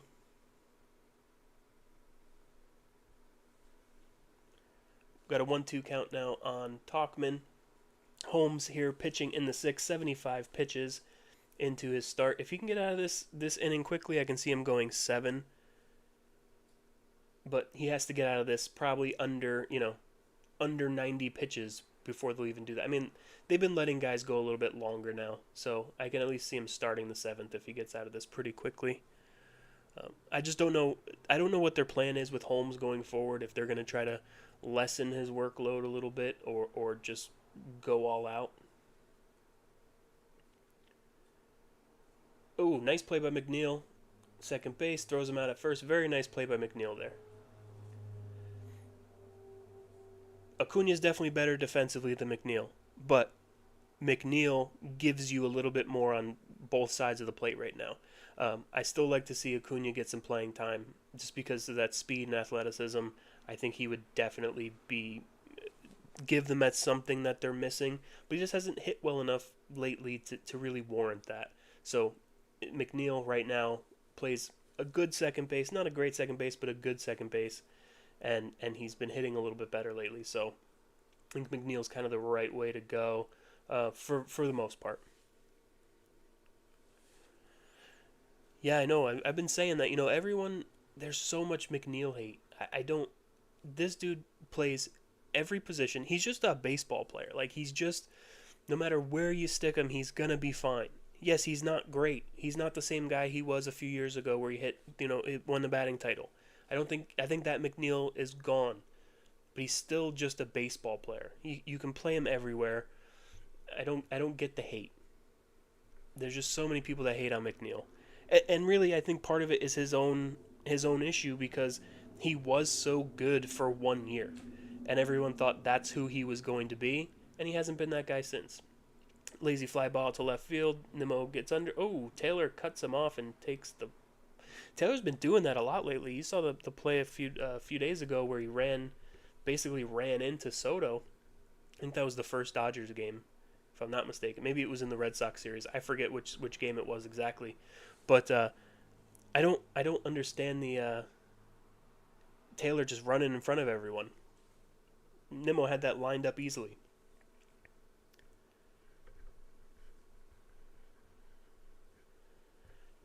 Yeah, I don't know if they're gonna trade Beatty at this point. I don't know what he's gonna be um, going forward. I don't know if he becomes a starter now for us going forward, or if he's just going to be what he has been for the rest of his career. And yes, his trade value is up right now, but nobody's going to make a trade right now anyway. This isn't the time where anyone's going to make a trade.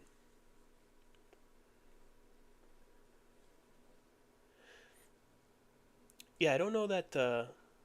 I just don't know that McNeil. McNeil is I don't think the Mets would really want him to as a bench guy, just like a permanent bench guy, only because of how much money he makes. He makes like $15 million. I don't know that they want that sitting on the bench. Yes, I know that he probably is more suited for the bench at this point. But yeah, I just don't. I think they're going to give him every opportunity, and Acuna is kind of the odd man out right now, unfortunately, because I do think he adds a lot of value, speed wise and athletic ability, but he just hasn't been hitting enough.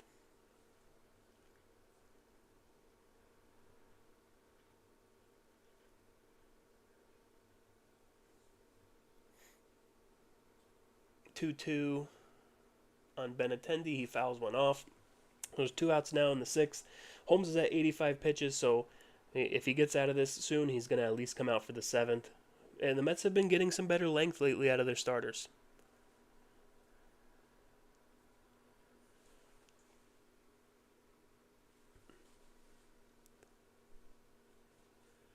Yeah, I think Vientos is more suited as a DH at this point anyway. I mean, he's just not he's not a fielder.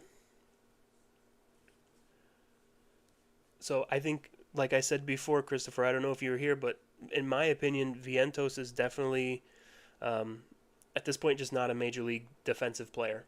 Maybe his future's at first base if they end up deciding to let. Well, there was a ground ball hit to first base. Alonso could not field it. He did get in front of it and stop it from going down the line, but he was not able to field it cleanly. So Benintendi ends up on first base, and Robert is coming up to the plate.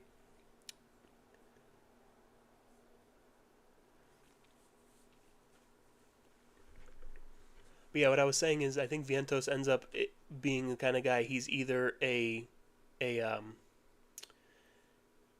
a DH or a replacement for Pete if Pete decides to or if they decide not to re-sign Pete. I think that's the only way he's really going to see the field in the future. Now this year he's going to play some third base. He's going to be out there. Um, but yeah,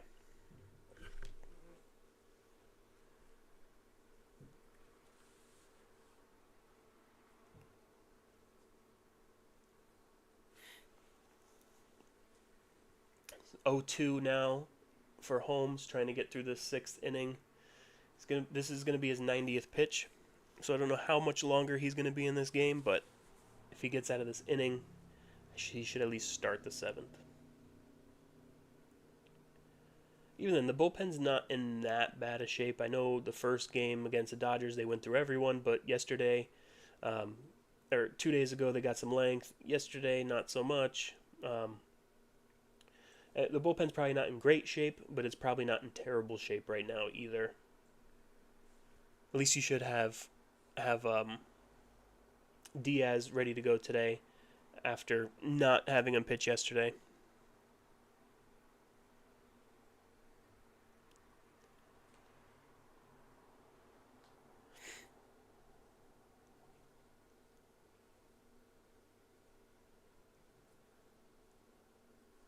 Yeah, he's a shit starter. Don't even honestly, like, he comes to all my stuff and just talks shit to people. So it's fine if you want to have a comment. That's perfectly fine.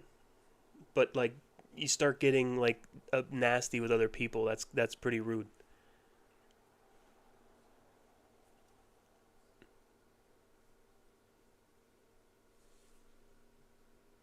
You can get nasty with me all you want. I can we can have a conversation. But like, if other people if people have disagreements, keep it civil. Just have your disagreement.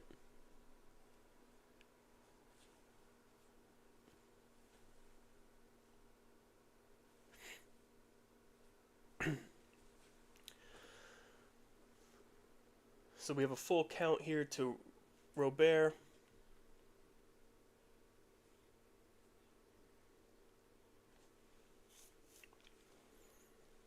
Well, derails is probably the way you talk to people. You come off very condescending, like you know what all the answers are, and that nobody else's opinion matters. That's probably what people are talking about.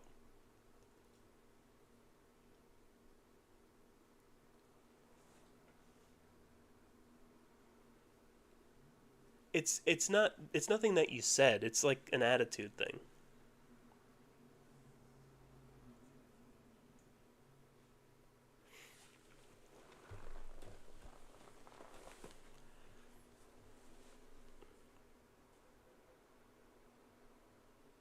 Nice play by Lindor. Ooh, could not get Robert on the no, Christopher. I wasn't talking about you.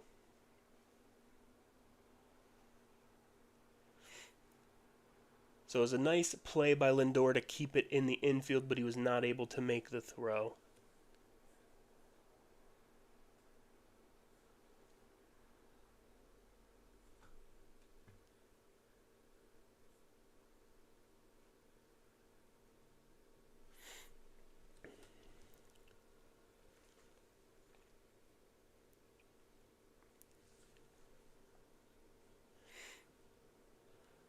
Talking to Clay Holmes now at the mound. I don't think he's coming out here at 96 pitches. Maybe they're giving time for someone to warm up in the bullpen. Lindor feels like he should have made that play, but that was definitely a tough play.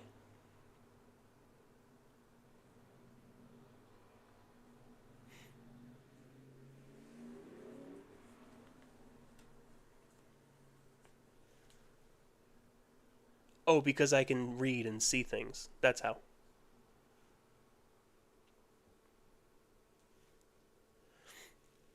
When you tell someone like, "Oh, I'm glad you're not the manager." It's just you can have a conversation and just say like normal things, like say why you disagree instead of just disagreeing just to disagree. Like instead of saying that's not how it works, say why it doesn't work that way. That's just a you could say whatever you want. That's just my advice to get along better with people.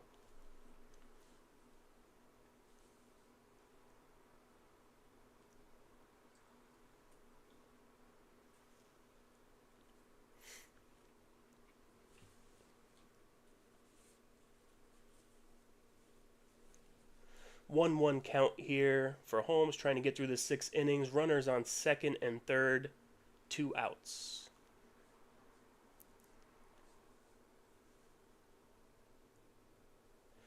It's a ball in the dirt. Yeah, Holmes is clearly looking like he's maybe losing his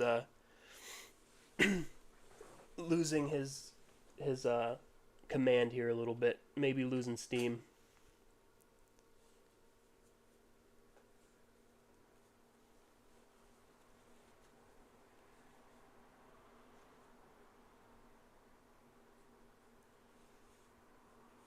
No, Christopher, nobody thought you were being nasty, I promise.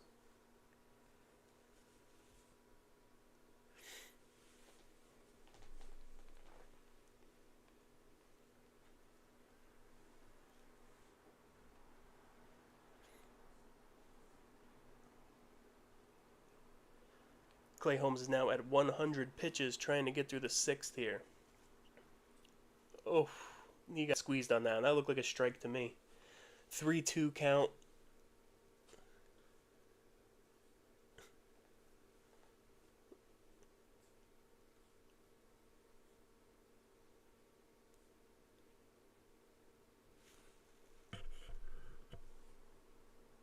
Another one. 2 pitches in a row. Those were clearly strikes. Holmes is probably going to come out now. Yep, here comes Mendoza. He's going to make this. The bases are loaded, but that was definitely 2 strikes that should have been called, and they were both called balls.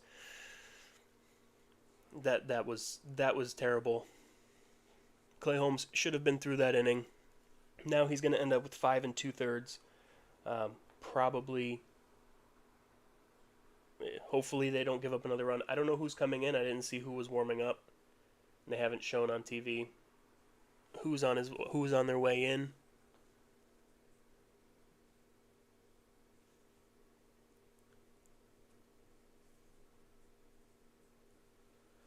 I don't know who's coming in here. Did anyone see on the TV or who was warming up? I don't think it says here. Oh, Buto. Okay, it's Buto.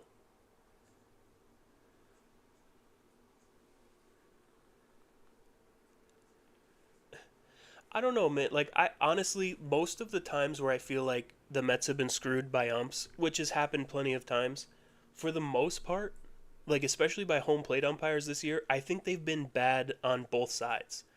I think that the home plate umpire and the balls and strikes have just been bad overall this year. And most of the time when it happens to the Mets, it happens to both teams, and you see both teams complaining about the strike zone. The ones where they did get screwed was like the triple play that wasn't actually a triple play with Winker. There's a couple times I can't think of any more off the top of my head right now. I'm sure they'll come to me or you'll say something, but honestly, the balls and strikes have been awful this year. Yeah, I agree. Buto is coming in and we are screwed. But it's the White Sox, so hopefully not. Hopefully this is more Buto speed. I'm not a Buto fan.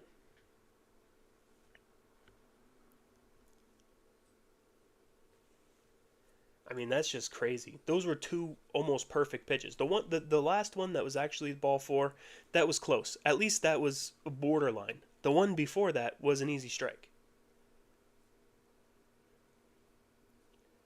Strike one from Buto, or Buto, I think you have to call it now.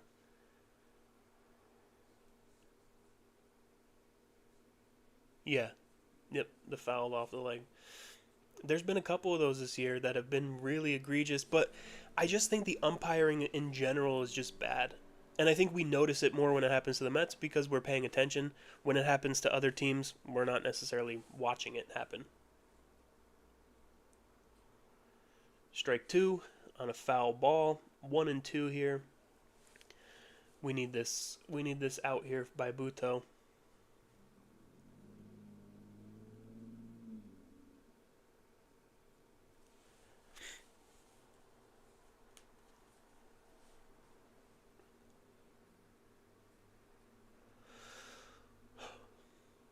This is probably the biggest pitch of the game so far with Buto.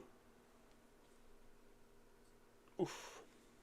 Weak ground ball foul. Yeah, I just have no confidence. There's only a couple guys in this bullpen that I just have no confidence in when they come into the game. Buto's one of them. Stanek right now is one of them. I know he got through an inning yesterday, but I mean the dude just throws 100-mile-an-hour fastballs. Like eventually, everyone can hit 100 miles an hour.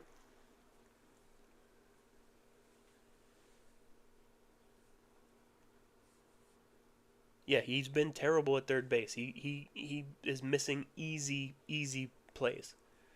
Beatty should definitely be playing third base every day. Even if Vientos is in the lineup, it should be at DH. And Buto goes full, nowhere to put him, so you need to throw a strike here, Buto.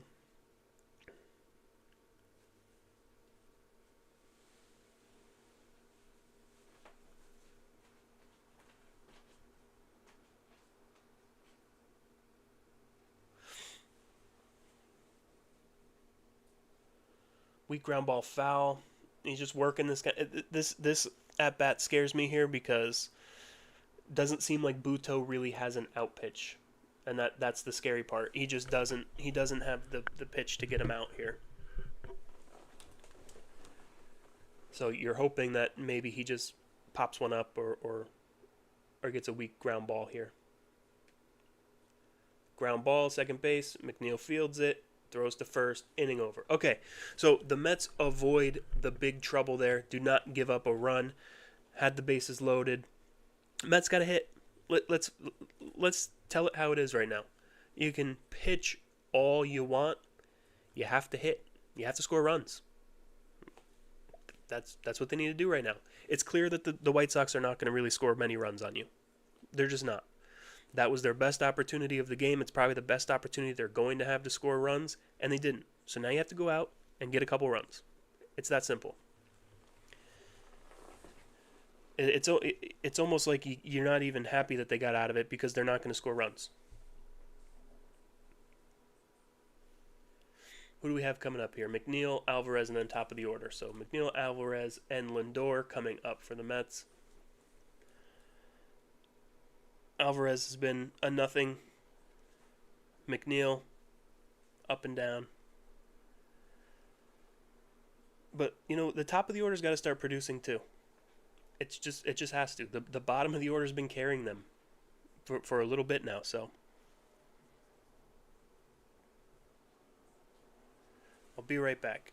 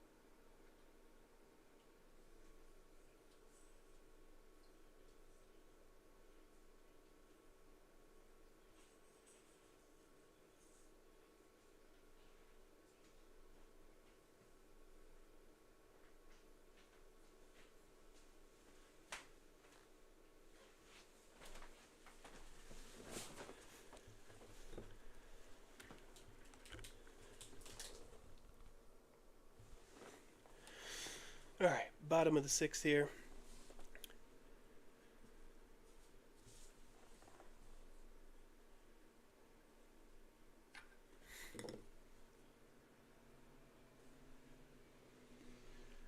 What am I projecting?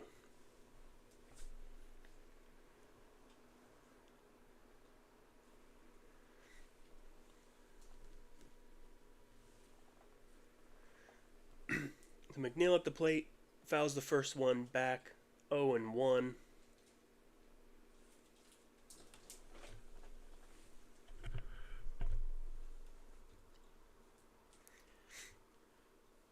Well, we'll see. This is when they actually maybe start hitting. This is the time of the game where they seem to wake up. We'll see if that happens in this one.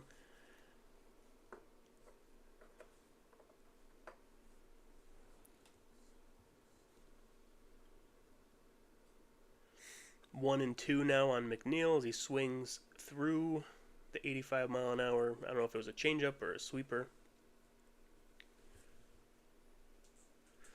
I know, and it's every bad pitcher. They seem to be okay against good pitchers. They struggle against the bad ones. It's like they don't start to hit until they get into the bullpen.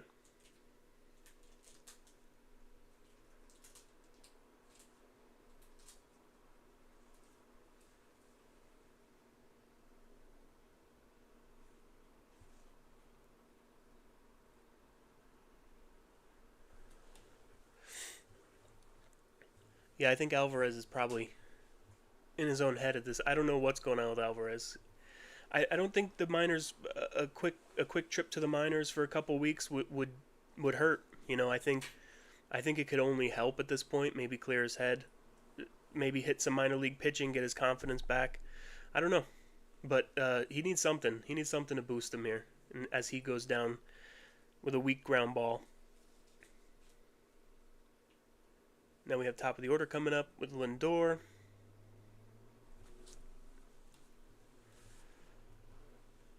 I mean, Lindor's got to do something too. I mean, he hit a home run in Boston. But other than that, he's definitely been struggling.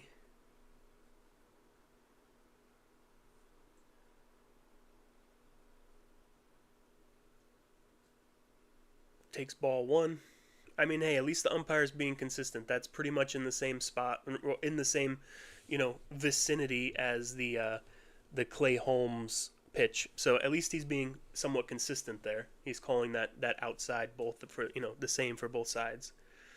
Quickly 2-0 here on Lindor. I mean, at this point, we just have to get Hauser out of the game.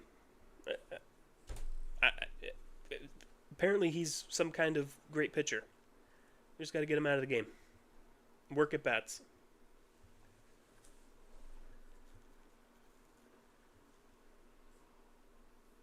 And he's been able to keep his pitch count down because he's attacking the hitters. He's not scared of them.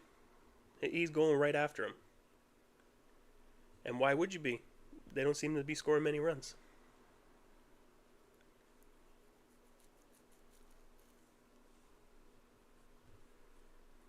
Lindor hits a ground ball. It actually gets through. The Mets get their second hit of the game here in the sixth inning against Adrian Cy Young Hauser.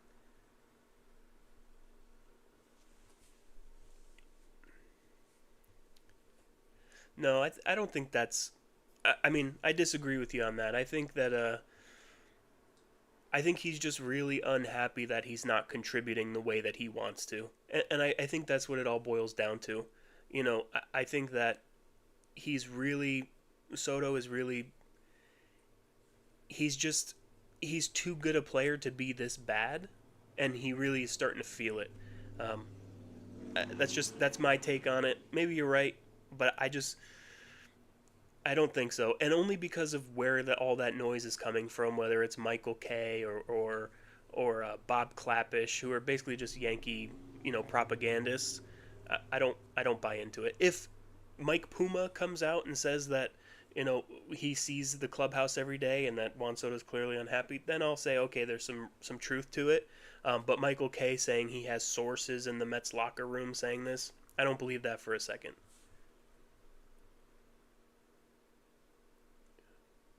Nimmo is up. It's a 1-2 count now after fouling that ball off the plate.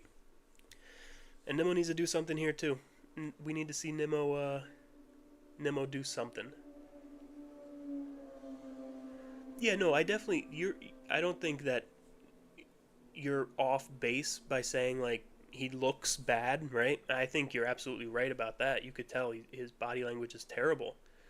But I don't think that has to do with the team necessarily. I think it has to do with his overall performance and that he's just not been good. I could be wrong. You might absolutely be right, but I don't.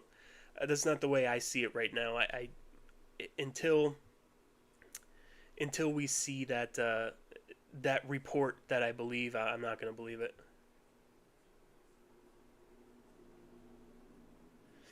Yeah, he really has. Nimmo. I think once he started trying to be a power hitter and not get on base, he's really struggled.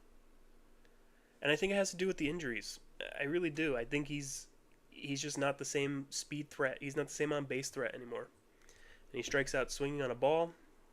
And we have now gotten 2 hits off of Adrian Hauser in 6 innings. A guy who had an ERA of 5.84 last year for the Mets, who was DFA'd by the Mets last year with a 5.84 ERA.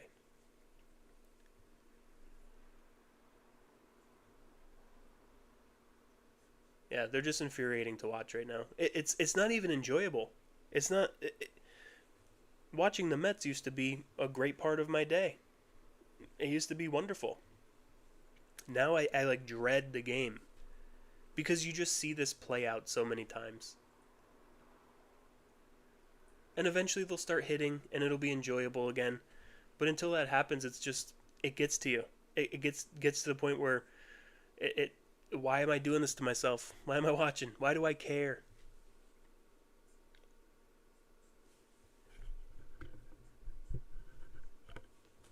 But eventually they'll hit.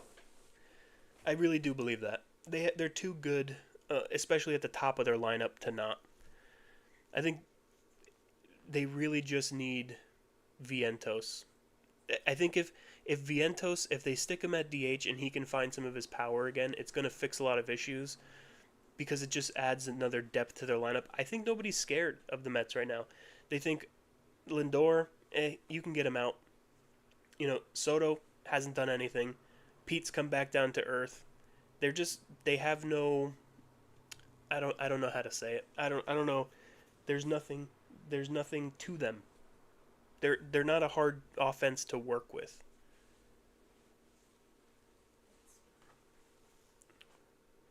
Yeah, and that's true. We didn't see the best of the Dodgers. I mean, you still have Freeman came into the series hitting 368.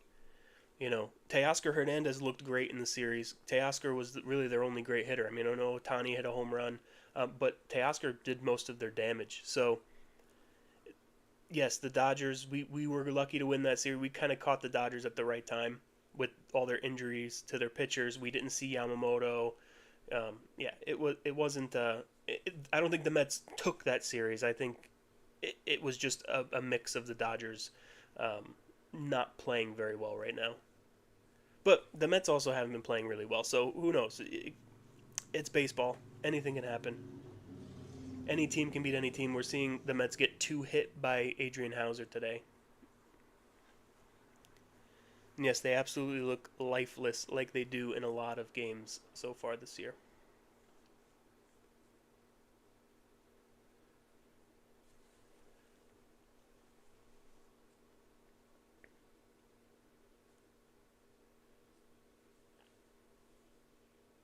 Yeah, and I think Lindor will be fine. And I think Lindor is a guy who needs the weather to warm up, and I think that's how I feel with Lindor. He's better in the summer. That's when he really starts to pick it up. Um, it's just today's a nice warm day, but he hasn't been very warm. It hasn't been nice weather, and I think there's also something going on with the team where they're trying to figure out what their identity is and what they are.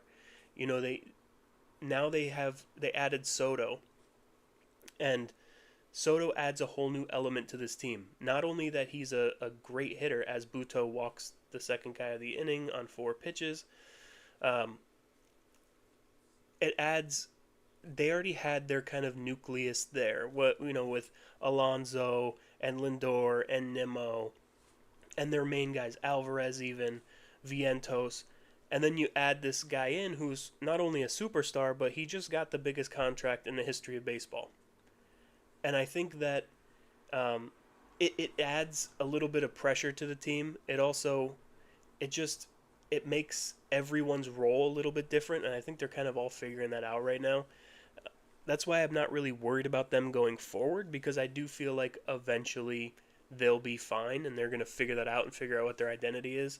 But there's probably also some bad feelings on some sides, and I think once the game starts, that doesn't really matter. But maybe it affects the clubhouse. I don't know.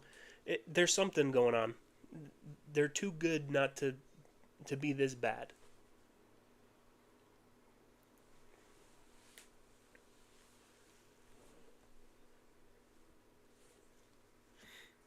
So now we go into I don't even know top of the seventh.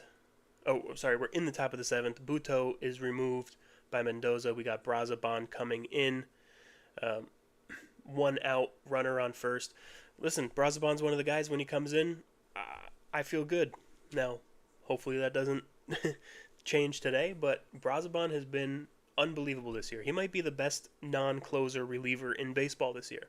So I don't know where we'd be without Brazabon in that bullpen. Kranick early in the season was great. He kind of slowed down a little bit, been better as of late. But Brazabon's just been solid all year. And not even solid, he's been great all year long. So I, I'm really happy that he's coming into this game right now to kind of settle it down. Now you have to use guys like Buto, and they're in your bullpen. You got to use them. But this is our, getting to Brazabon, Garrett, Diaz. Those are the guys you really know have been locked down pretty much all year. Diaz struggled early in the year. Those struggles seem to be kind of behind him at this point. Um, Diaz has been looking like Diaz again. So Brazabon coming into the game. I mean, I think Brazabon still has an ERA under 1. I think it's like .90 or something.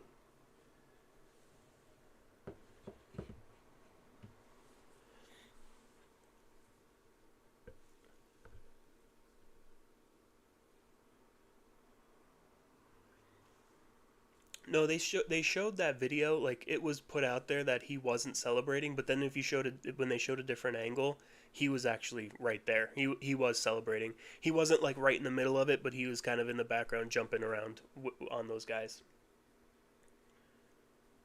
But yeah, even yesterday, Pete when Pete hit that home run, they kind of celebrated together. Yeah, I don't think he's. I just as Rojas steals second base, it's 2-0 now. Um, Brazabon throws his first two pitches for balls. Oh, okay, it is 1-1-6 now. Yeah, he was under one for forever. Yeah, I mean that's true.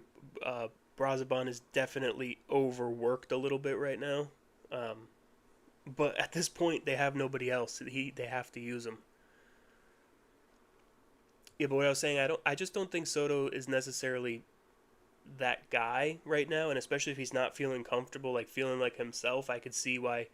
We got to remember too, he's a 26-year-old. We think of him as a superstar, but he's a 26-year-old guy. Like he's still young and he's still trying to figure out kind of who he is, and I give him a little bit of a leeway with that, maybe being a little sensitive and kind of gets in his feelings a little bit.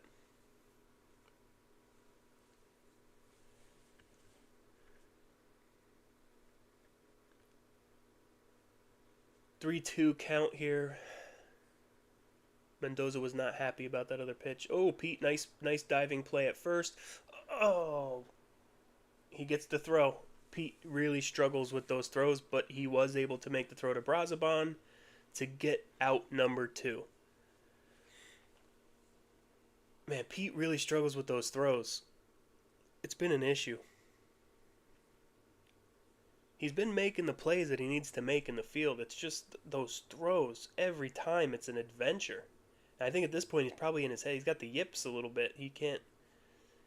He's afraid to make the throw.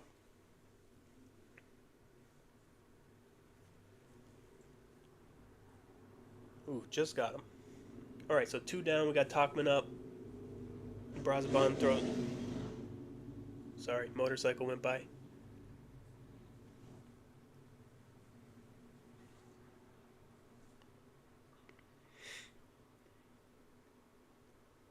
Talkman's 1-1 now. Brazaban's got Talkman 1-1. Two outs. Yeah, the pop ups too. He seems to misjudge those pop ups, and then the throws. It's crazy because he'll make that diving play that he just made, and it's not a spectacular play, but it's a nice play. It's not an easy play to make, and then he just can't make the easy underhand throw. It's just an issue right now, and I think it's really in his head at this point. And that throw against the Yankees, that flashbacks of Lucas Duda, just terrible, terrible throw. And it wasn't even like he overthrew it. It's just like he short armed it and didn't. It just I don't even know. He just didn't follow through on it. 2-2 now on Talkman.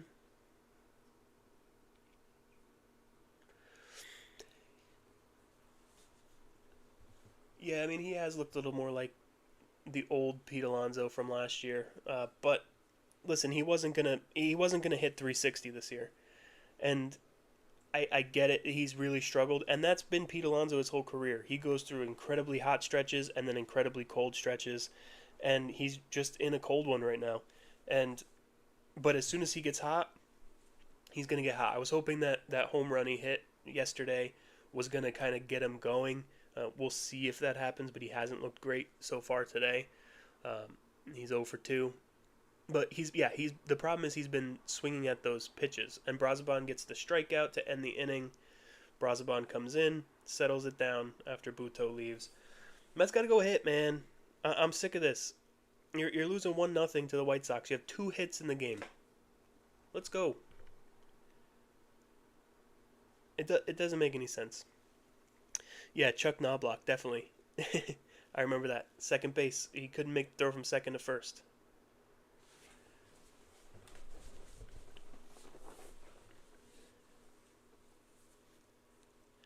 But yeah, it's something that happens to guys, especially with that throw. Even if it's a short throw, they just, for whatever reason, they get a mental block. And because once it happens, I mean, there's things like that in my life and everyone's life where once something bad happens to you doing something once, you start to really, it gets in your head and it makes it so you mess up multiple times doing it.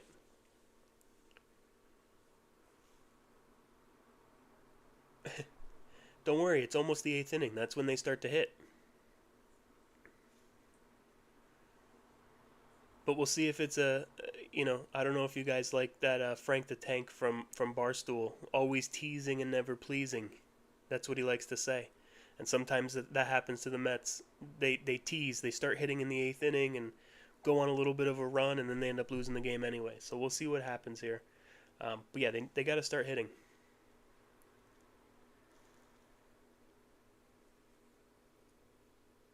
Oh, I guess they're singing. Sorry, I don't have the sound on, so I don't know.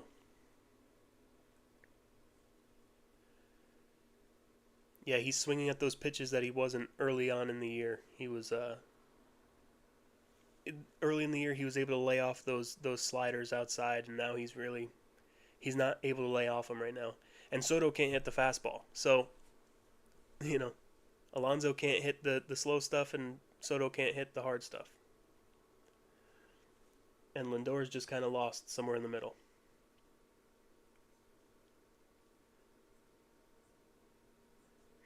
And Lindor has been so clutch the last few years. He really has been. And that's what's been the great thing about him is how clutch he's really been. But lately in late game situations, he's swinging for the fences. He's like trying to end it. You could see he's swinging out of his shoes. His helmet's flying off.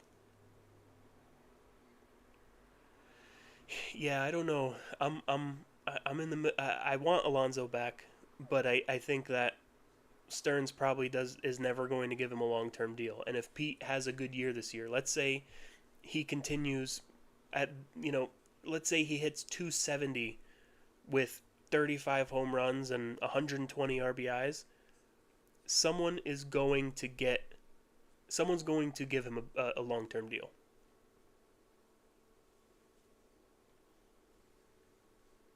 And I just don't think that's going to be the Mets. I don't think they're going to give him a 5-year contract. I just don't. But I do agree that they really do need him, and they should re-sign him. But we'll see how the rest of the season plays out. If he continues like this, then maybe it'll make it a little easier. And I think they already feel like, well, if Vientos isn't going to play third, maybe he's a first baseman, and that's what they're going to do. We'll see.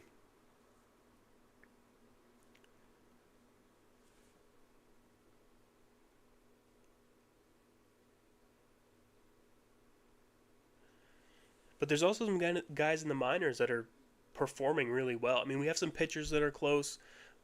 Sproat and McLean, although they haven't necessarily pitched all that well lately. McLean, since coming up, has been okay. He's been kind of up and down, but Sproat has been more down than up, although he did pitch well yesterday. Carson Benj is looking like he's going to move up fast. Like, they have some guys. 1-1 now here to Soto. He's starting to get a little bit of like that swagger back. Um, it's just it's just a slow process. You saw there he took that tough pitch and he kind of he nodded his head and kind of gave a little smile and looked. He's not necessarily shuffling, but he's doing some of that Soto stuff.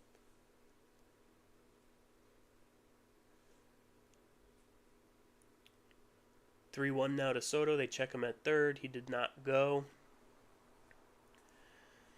Yeah, I don't think the good news is I don't think Hauser is going to be in this game very much longer because he is at 92 pitches and is only his second start of the year, so Soto walks on 5 pitches. He wanted no part of Soto there. Either he wanted no part of him, or he just doesn't have his command anymore because he wasn't close with most of those pitches. At least 2 of them. Yep, they're on the phone getting someone warmed up. And Alonso steps into the box. I like that prediction. Oof. Alonso takes a tough pitch. They call for a ball. Hey, we got a call there. So sometimes you get a bad call on your side and you get one back. Like you just, I mean, that wasn't a bad call. That was a borderline pitch, but needed that call. And a ball in the dirt. Yeah, I think Hauser's running out of gas here. Either he's running out of gas or he wants no part of these 2 guys and he wants Jared Jones.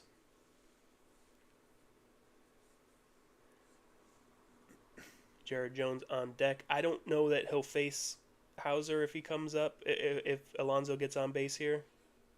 Yeah, I think Hauser's done. I think he's down to 93 on that fastball. He was throwing 96, 97 earlier in the game. So I think he's gassed at this point. 3-0 on Alonso here. Take a pitch, Pete, unless he gives you one right down the middle. All right, fastball for a strike, up and in. I think Young's playing because Mendoza said before the game he was just trying to get all his lefties in there. He just wanted to get everyone in there. Well, Mets should have a book on him because he pitched for them last year. And Pete swings at the fastball down the middle, fouls it off.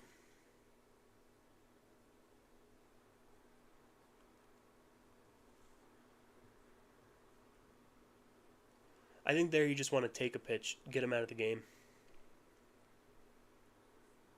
But now it's 3-2 after a called strike and a foul. I mean, that was kind of a meatball fastball that Pete missed there. 93 right in the middle of the plate. Oh, Pete flares one out to right field. It's going to get down for a base hit. Now you're going to have runners at first and second, nobody out. Hauser is at 99 pitches. I wonder if they're going to take him out here. If they have a lefty ready, I'm sure they will.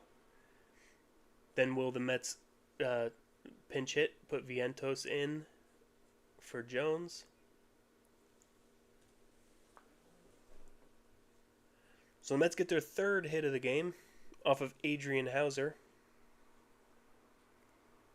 So nice at bat by Pete there. You can tell Hauser's kind of done at this point. He got behind Alonso 3-0, worked his way back to 3-2. Pete ends up getting a base hit. And yes, they are taking Hauser out of the game for Brandon Eisert. Is that his name? Sorry, I don't know the White Sox roster very well. Brandon Isert. If anyone knows anything about him, let me know.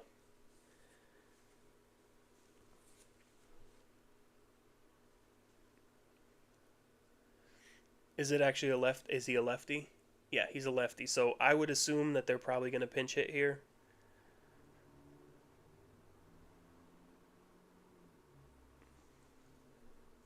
See, I don't know if you'd go Marte. Maybe.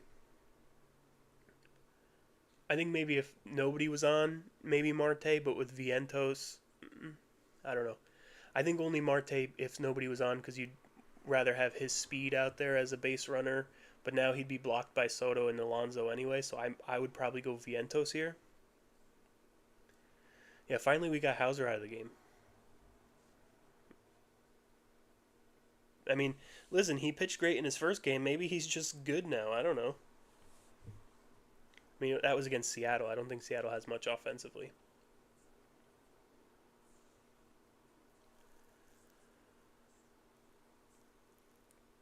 Yeah, no, I could honestly either one of them. I know Vientos has been struggling lately, and Marte has been good, especially as a pinch hitter. He's been good. So I could see Marte coming. Oh, and it is going to be Marte, it looks like. Um, so yeah, good call on that. I agree 100% that this is the inning we know whether we win or lose. Absolutely. This is going to be their best opportunity right now. And I can see them having a big inning here. Or I can see them striking out 3 times in a row. That's just how their offense has been. I have no confidence in their offense, but then all of a sudden they'll score 5 runs in an inning. I don't know. This guy not been very good. 21 and 2/3 innings, 5.4 ERA. High strikeout guy, 11.2 strikeouts per nine. It looked like.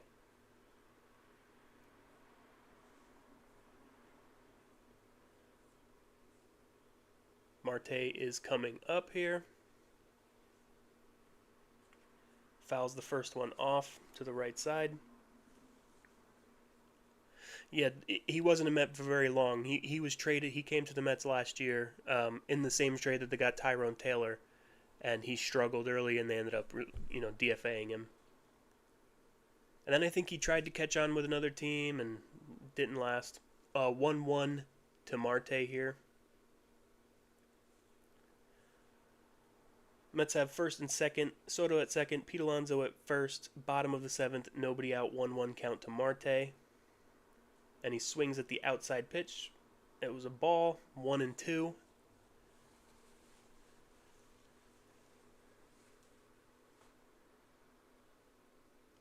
I mean, I like Marte in these situations. He's been pretty good in these in these spots.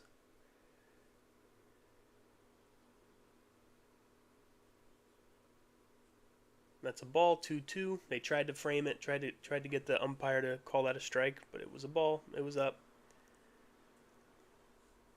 Now we have Beatty on deck. If Marte gets on, do you pinch hit Vientos for Beatty? Marte hits a ground ball, double play, 6. Ooh, and he's safe at first. So they get the out at second, safe at first. Ball was hit a little bit too slow to get the double play. So the runner does move to third, tying run moves to third base with 1 out, and Beatty's coming up. Will they? Nope, they're going to let Beatty hit. Okay, so they're going to let Beatty hit against the lefty, which is fine because he's been hitting well against lefties. I mean, he hit Crochet. Crochet's a tough lefty. I mean, Marte's been pretty good. Listen, Marte's at the end of his career, but I don't mind him in that spot. I don't think it was a terrible move. I mean, you got Vientos on the bench, maybe. That would be the only question for me. But I don't love Vientos coming into the game cold either, in a big spot, especially when he hasn't pitched well. I mean, hit well.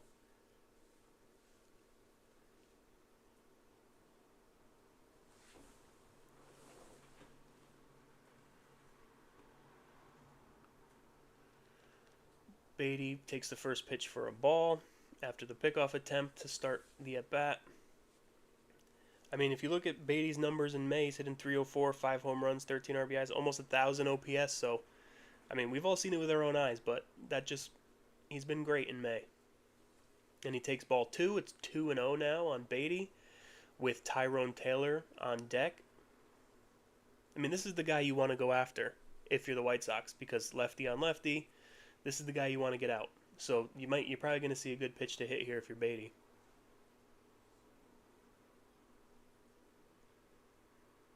And it was not a good pitch. It was low. Beatty swings, weak ground ball to the pitcher, gets thrown out at first. And now there's runners at second and third with 2 outs. So yeah, not great. Mets continue their problems with runners in scoring position. I think Beatty had the same mindset as I did there, that he was going to get a pitch to hit, and it ended up being low, and he just grounded it right back to the pitcher. But I don't hate swinging there. Listen, no, I don't think Soto could have scored on that. That was right back to the pitcher. He would have ended up getting thrown out.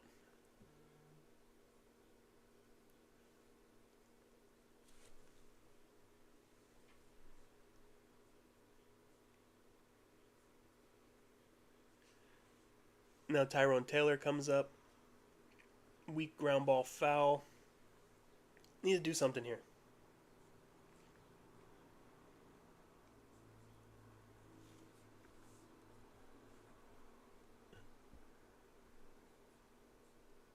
Yeah, I don't think he watches the games. Beatty's been great lately. Nobody said he's the king, man. We just call it as we see it. He's been playing well lately. Ball down, 2-1.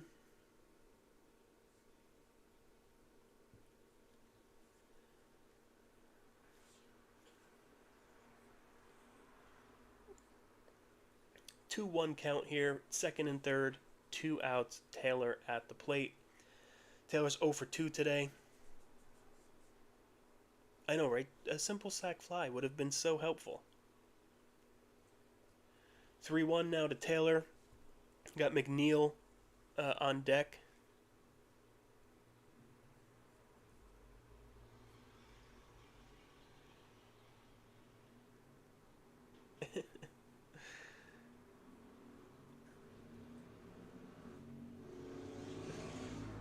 And Taylor walks on 5 pitches to load the bases, and now we have McNeil coming up.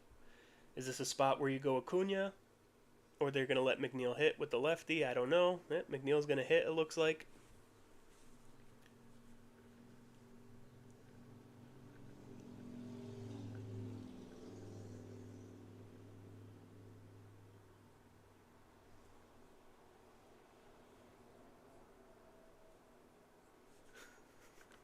Honestly, he could just talk. It's fine.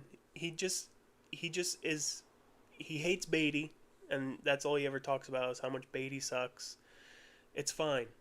You could say whatever you'd like. I just ask you keep it respectful with other people, and you could say whatever you'd like.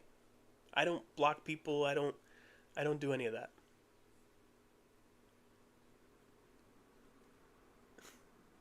The fact that you don't see how it's considered trolling is funny. Because you don't just say, like, oh, I don't like Beatty. You come at someone else for liking Beatty. Like, that's the difference.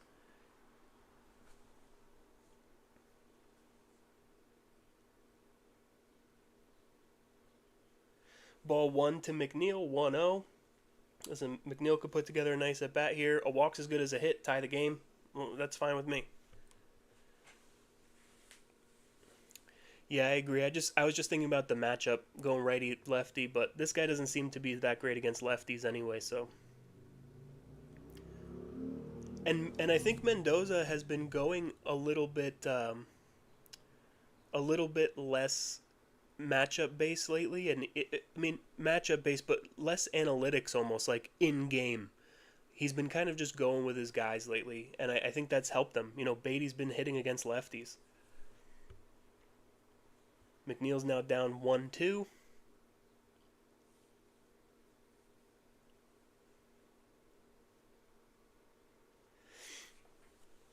I mean, I like McNeil in this spot, even though it's against a lefty.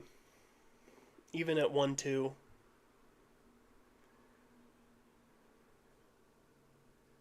Oof, that was okay.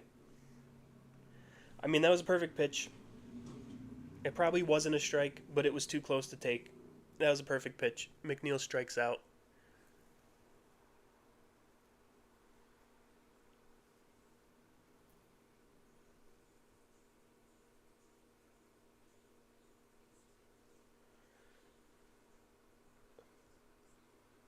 So the Mets go down in the seventh without scoring.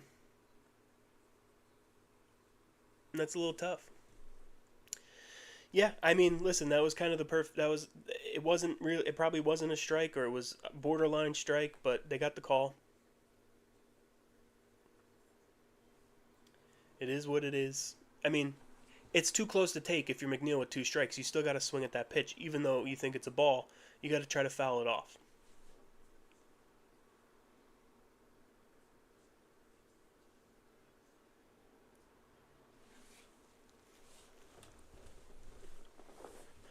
So now the Mets will have. I don't know who's going to be pitching for the Mets here.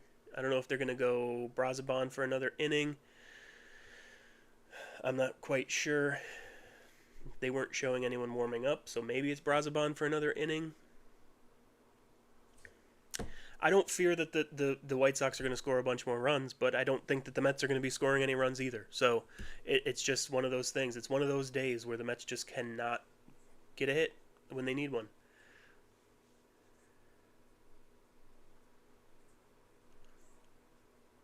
Yeah, and so far they really have been. Their offense has been a joke so far this year. That I mean, honestly, to me, it goes back to the Pirates series when they struggled that whole series hitting. They just beat a team that couldn't get out of their own way, and then you get embarrassed by the Yankees. I mean, they beat the Dodgers in the last series, but the Dodgers aren't right now. So, I it's just been offensively terrible. Imagine where we'd be right now if the pitching was as bad as as a lot of people thought it was going to be. They'd be in really rough shape right now. Luckily, their pitching has kept us in, and it looks like it will be Brazaban coming back out for the eighth.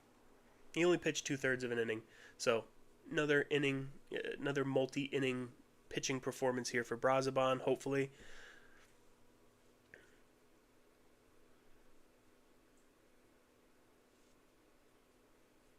foul ball to start the inning. So 0-1 count for Brazaban here on Vargas, who has been their, you know, best hitter, I'd say, this year. They don't really have a best hitter.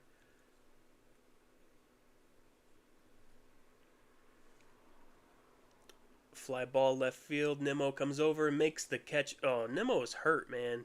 He should not be out there. He made that catch, but he struggled just getting to the line, and he was limping. I think Nimmo needs to go on the injured list. He came up weird on that.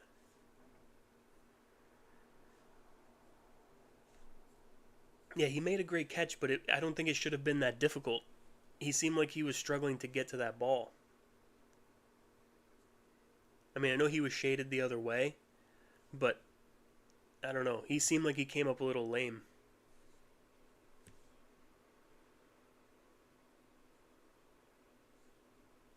That foot's probably bothering him.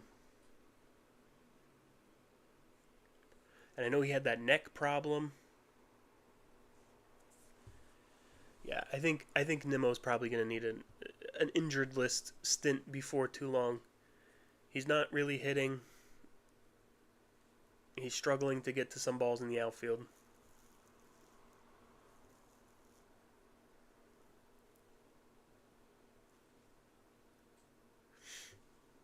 3-1 count here. Yeah, I think using. You don't think that Yankee series was embarrassing? Not embarrassing like they got beat 20-0, but embarrassing that on a national stage, basically, they showed their offensive issues. They couldn't get a big hit when needed. They did not play well in that series. It was embarrassing because of the way that they played in that series. especially after all the shit that was talked between Mets and Yankee fans. Just to go out like that and really, you know, it wasn't a good look. That's what I mean by embarrassing series.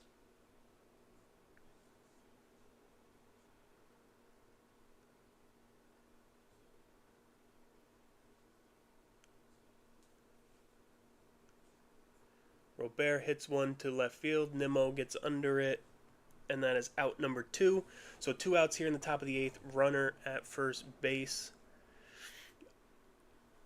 Yeah, I mean, like I said, I'm not worried about the White Sox scoring runs, but it feels like if they score another run, it's like over.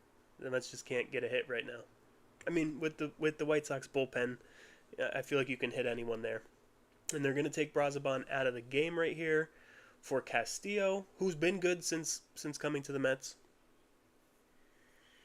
I don't think they're gonna fire Chavez. I really don't. I think the Mets are perfectly.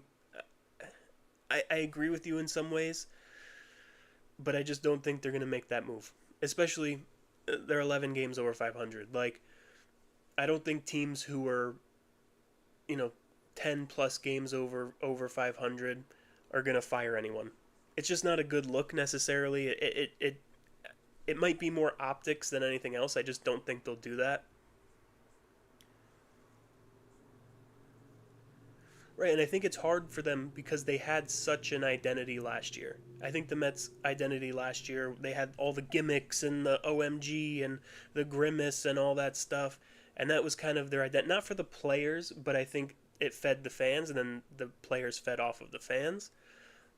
But it's like this year they're looking for that that spark, that thing that gets them going, the things that brings them together, and they just don't have it yet. I think they will.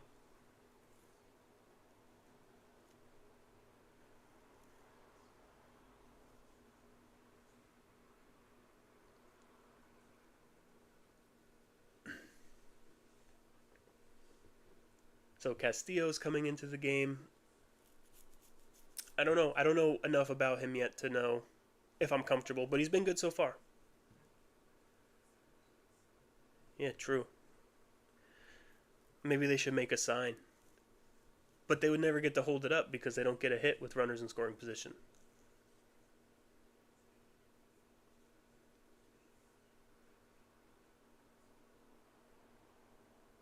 Yeah, and I think that's a big part of it too. Is Stearns is very patient, and Stearns isn't going to be reactionary, which is a great thing because it provides stability to your organization. But it's also like I feel like they'll wait too long for certain things too. Castillo throws ball one. It's 1-0. Like I love Stearns, but I think that sometimes he's going to be very patient, and I think he's going to hold back Cohen from doing some of the things that Cohen probably wants to do. 1-1 now to Slater from Castillo. This is a pinch hitter coming into the game because the Mets brought in a lefty.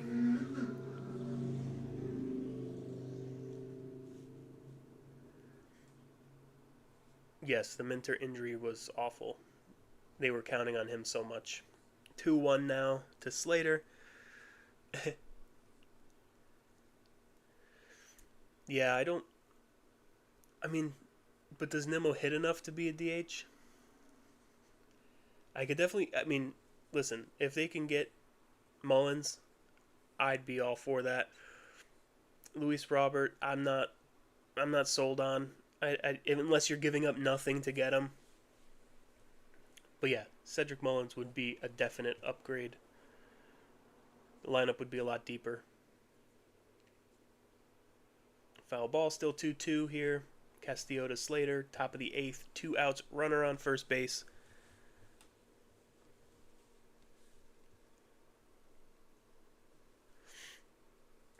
Yeah, but I don't think baseball can work like that anymore. I get the sentiment. Believe me, I thought when Cohen came in, he was going to be George Steinbrenner Part Two, but I don't think it really. I don't think you could just. I don't think it works like that anymore. I think you have to build through the draft. You have to build. Remember the Yankees used to get whoever they wanted when the Yankees were getting all those players. I'm sure there's a lot of players who don't want to come to the Mets, so you have to still build a farm system. You have to still bring up your own guys, and I think that's what the Mets are trying to do. I agree that I wish there was a little bit more Steinbrenner in him, but there is. That's why you got Soto, because he was willing to go more than anyone else to get him, and it hasn't worked out so far, but it will work out over time. So you do have a little bit of that Steinbrenner in Cohen. He's just not going to be a tyrant and fly off the handle. And I think that's why he got Stearns. I think that's why the MLB basically made him go out and get Sandy Alderson to take over. But I also don't think... I think that's why he got Stearns, because he knows he almost needs someone to hold him back. He'd be his own worst enemy. If he would just go out and spend $400 million and have a team of 38-year-old guys like the Yankees did for a while, I just don't think he's... I think he knew he needed someone to kind of hold him back from hurting himself. Still 2-2 here on Slater from Castillo.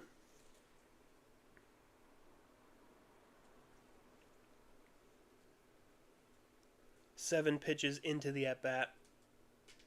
Slater grounds another one foul. Yeah, Castillo doesn't really seem to have much of an out pitch to a right-handed batter.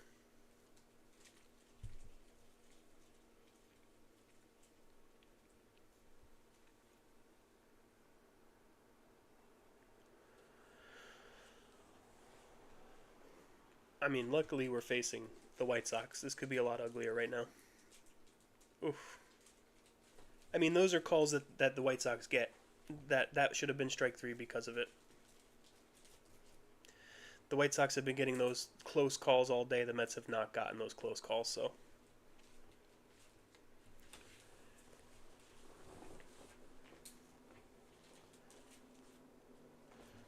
Another foul ball, 3-2 count. He just has no out pitch on him. I always worry about when these at-bats go 10, 12 pitches. It generally means a hit because the hitter has now seen everything he has. And it's a ball in the dirt, and that's a walk. So there's runners at first and second, 2 outs.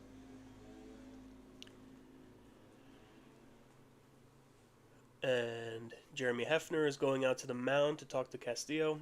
It's the first batter he's faced, so they can't take him out. And I don't think they have anyone warming up behind him anyway. But he clearly had no out pitch in that at bat.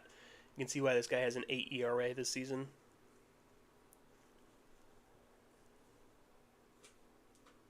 Yeah, I mean, I'd probably rather see Genesis Cabrera over Castillo right now, too. Not that he was any better, but Castillo doesn't seem to have much of an out pitch. I mean, at least Castillo struck out Aaron Judge, right?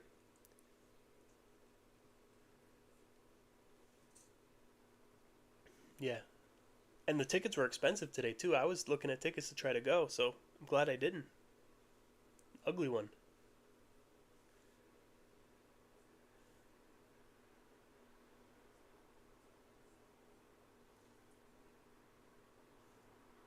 So now we have Cuero up, who gets a first pitch strike, 0-1.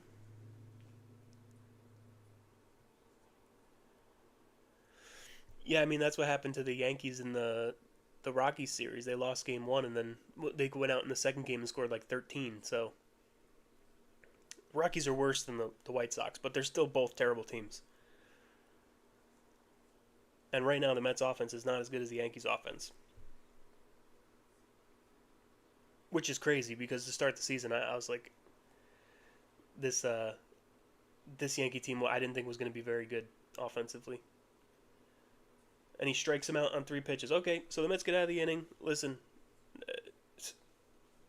I don't know what to say there. He got lucky on that second strike. He had no out pitch against the first right-hander he faced, and the second one he gets out on three pitches. So, okay, good job by Castillo and the ump. Yes, absolutely. But hey, they got out of it. But now they have to hit, and I've been saying it every single inning. Their pitching has been doing their job this whole game, and they don't hit. We do have Alvarez starting the inning. At this point, when do we start talking about Torrens being the starter? Like, basically he is now, right? Torrens started the last 2 games. I think Alvarez is starting today because it's a day game after a night game. Torrens has to. Let's see what Alvarez does here. He does have a little bit of a flair for the dramatics. Yeah, that's true.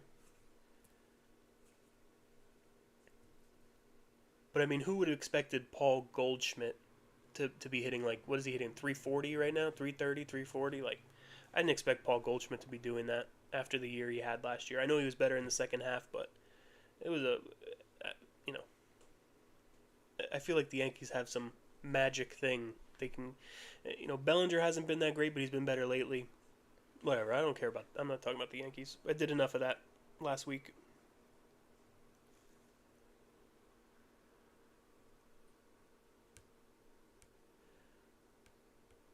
Yeah, I think that, like, next year, I mean, I'm not talking about, I don't want to look ahead to next year already, but this year, yeah, maybe it is a little bit of a transition. I still expect them to make the playoffs and make noise and go deep. Um, but yeah, I think next year with a lot of the prospects they have and a lot of the guys they have coming through the system, um, yeah, they have a good future. And I think that's like when they talked about Soto kind of choosing the Mets, it was about the future. It wasn't necessarily about this year. It was about for the next 15 years, where do I have the best chance to win? And with all the prospects the Mets have coming up, maybe Sproat has been a little disappointing, but McLean's been good. Tong's been good. You look on the offensive side, Benj, Jet Williams. There's some guys. There's some guys that are Mauricio even getting healthy now. There's some guys that are close, and if Alvarez can figure it out, and if Beatty can continue doing what he's been doing the last couple of weeks, if Vientos can figure out his power, like another guy coming out of the White Sox bullpen with a 5 ERA. I mean, this is their 8th inning pitcher, and he's got a 5.12 ERA. Let's see if the Mets can do anything against him. They haven't done anything else, about anyone else.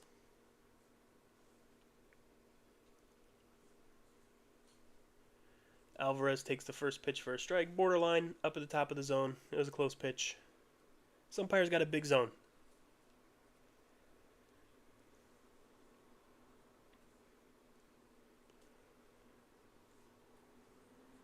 Down 1-1 count, a ball in the dirt.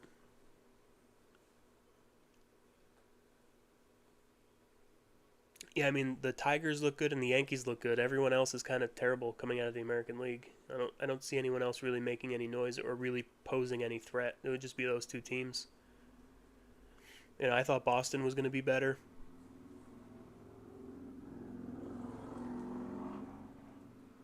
But they're hovering around 500 all year. Okay, Diaz is warming up.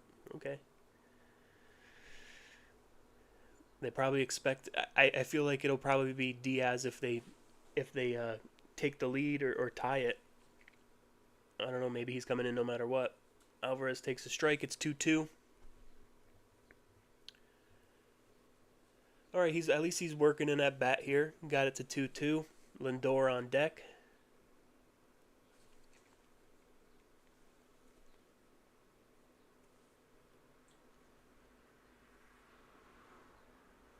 Like to see something big here out of Alvarez. Just get on base. Just get on base. And he grounds it through the hole, past the shortstop, and into left field for a base hit for Alvarez. I'm assuming they'll probably pinch run for him here. Probably with Acuna. Yep, here comes Acuna out of the dugout. So the Mets got a base runner here in the 8th inning. Better than they've been doing lately. But yeah, Alvarez, nice big base hit there for him. And he I'm not ready to give up on Alvarez yet, but he has to continue. He has to do this. At least if you're not going to hit home runs, get on base.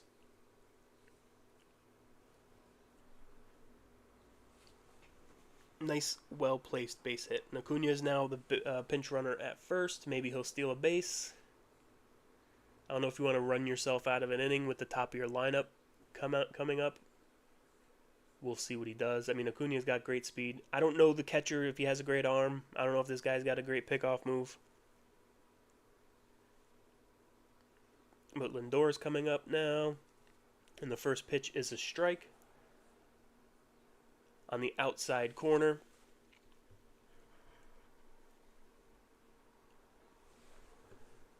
Just want to see Lindor get something done here. I'll feel good if Lindor gets a nice base hit here. I'll feel like we could win the game. Pops one foul down the first baseline, gets out of into the seats, and it's 0-2 now on Lindor. Yeah, I'd almost say stay put at this point if I'm Acuna. You don't want to run yourself. You got a base runner with your big bats up. No need to run yourself. If it gets to one out, maybe then Acuna takes a chance at stealing second. But right now, I'd say stay put. But he's got the speed to do it.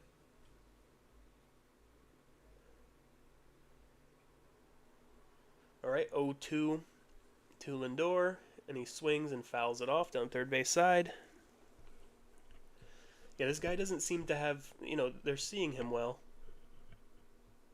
Lindor seems to be seeing him well. I mean, he swung at a couple bad pitches, but he's made contact. I don't think he has anything to overpower Lindor here.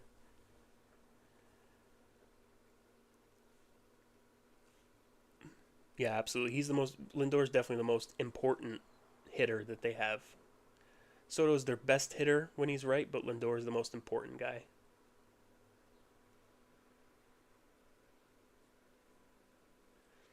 Lindor fouls one off to the right into the seats.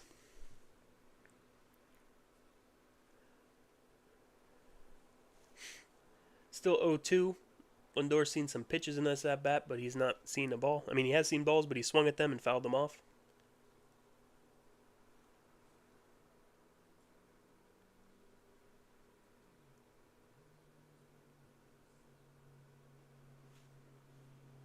Here's the 0-2, and it's way up. So ball one. And the guy throws hard, but he doesn't seem to have much command here. Boozer.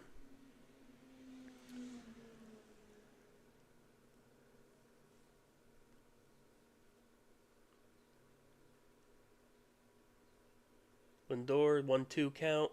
Runner on first. Oh, he swings at a bad upstairs pitch and goes down swinging. One he probably wishes he laid off. That was probably about a foot above the strike zone. Probably around his neck or his chin. Lindor's been swinging at a lot of those pitches this year. Now we have Nimmo coming to the plate. Lefty on lefty. Way inside. Ball one. Nimmo looked like he thought about leaning into that one a little bit, taking it off the elbow protector. Yeah, Lindor's done that way too much this year. He's swinging at, especially those upstairs pitches. He's been trying. I feel like late in the game he's been trying to do too much, and I think when he's at his best, he's letting the game come to him a little bit, and he's been trying to make something happen. It doesn't seem like it's going to happen.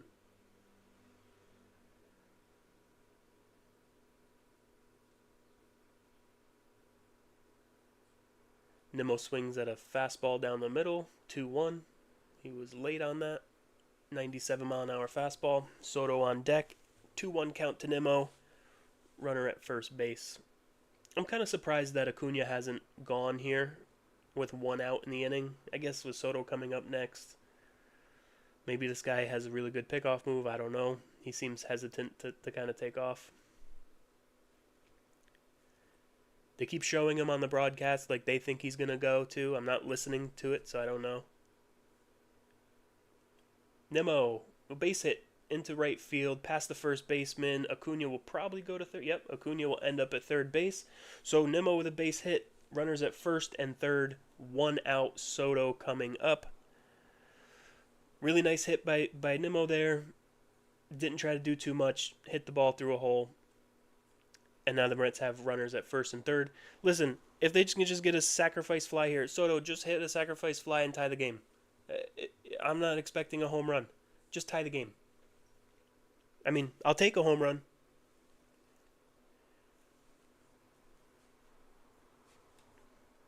But just give me a sac fly. Just don't hit into a double play. That's pretty sad that I'm hoping that the best thing that happens is that Soto doesn't hit into a double play.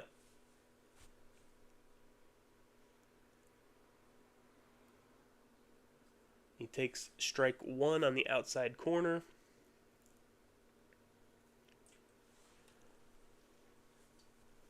Oh, and 1 to Soto now. Runners first and third, one out. The runner at third is Acuna, so pretty much any fly ball is going to score him. And it's a ball in the dirt. Almost got away from the catcher. And it's 1-1 to Soto.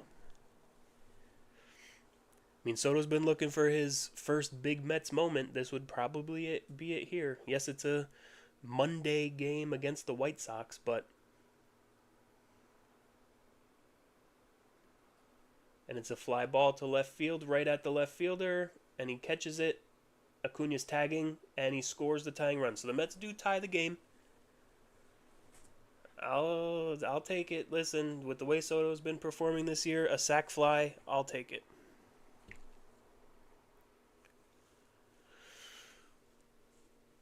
It's an RBI. He didn't hit into a double play. And exactly. They got a sac fly. They haven't done it all year. Although I think I saw a stat where they actually have they're like fifth. They're near the top with sac flies this year, which I find completely ridiculous because I don't remember very many sac flies. Pete's down there telling Acuna to slide. The throw was about 5 feet above the catcher's head.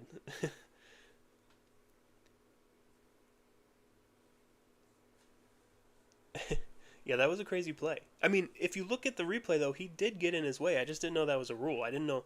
To me, baseball has always been you try to get an edge any way that you can. And I thought, to me, it doesn't seem like cheating to kind of get in a guy's vision. If you're standing in front of him, sure. But if you're blocking his vision, to me, that's kind of fair game. So I didn't know that was a rule and you couldn't do that, but I'm glad it happened. Got us a run. And like I said, I mean, any fly ball is going to score Acuna from third. He's got great speed. But at this point, with the way he's been hitting lately, he's basically just a he basically just a defensive replacement and a pinch runner.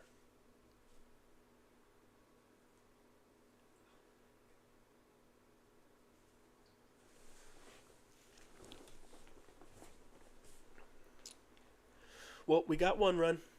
Now Alonso comes to the plate against a new pitcher. We will see if Alonso can keep the line moving here. Let's see Alonso go on a hot home run streak. He loves to hit him in bunches. Let's see him hit another one here. Because you know the game's iced at that point. The White Sox aren't scoring against Diaz. Well, hey, listen. You never know. But odds are the White Sox aren't scoring against Diaz. Yeah, they definitely glaze the Dodgers so much. It's terrible. Did you see that they said that the Mets sold out this weekend because the Dodgers were in town and people wanted to see the Dodgers? I don't know if they looked at the attendance numbers, but I'm pretty sure the Mets are like third or fourth in the league in attendance this year. People have been coming out. Yeah, no, I'm keeping my mouth shut. I take that back, what I said.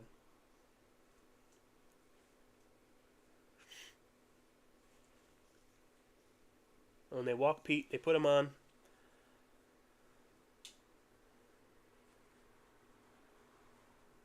And now Marte will be hitting.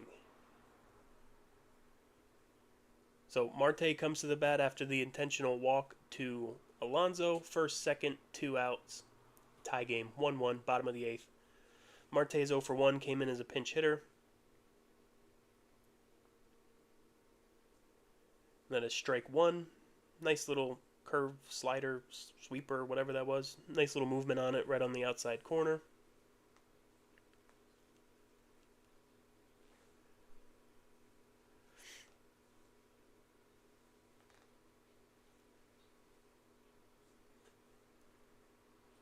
Marte pops one foul. We'll go into the seats. 0-2, quick 0-2 on Marte here.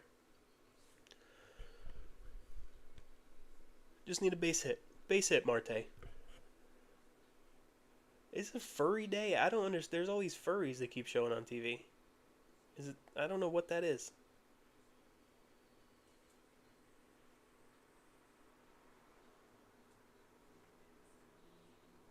Oh, and Marte gets hit by a pitch, which he's been very good at this year. Marte's been hit by a lot of pitches. And now the bases will be loaded for Brett Baty. Let's see if Brett Baty can keep it going here. He struggled a little bit today. He is 0 for 3 with a strikeout. But he has been their RBI guy lately, so let's see what Baty can do here. I don't know what Baty's talking about here. Did they try to say he called timeout before he stepped to the plate? I don't know what's going on. But anyway, Brett Baty steps into the box here. 0 for 3 with a strikeout on the day. And he hits the first pitch deep, but it's to the right fielder and caught. So that ends the inning. Baty gave a little bit of a ride. It fooled me a little bit. I thought it was going to go way further than it did, but it ended up a lazy fly ball to the right fielder. And the Mets tie the game in the 8th. They go to the 9th. Diaz will be coming into the game. But Baty hit that ball hard. Sometimes you get unlucky. He went up there, first pitch swinging.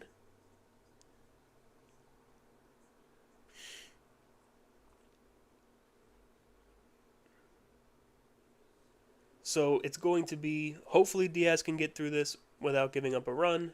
And then you're going to have Taylor, McNeil, and it'll end up being Torrens in the bottom of the 9th. So let's hope Diaz keeps them at bay here. Give him a chance to walk it off.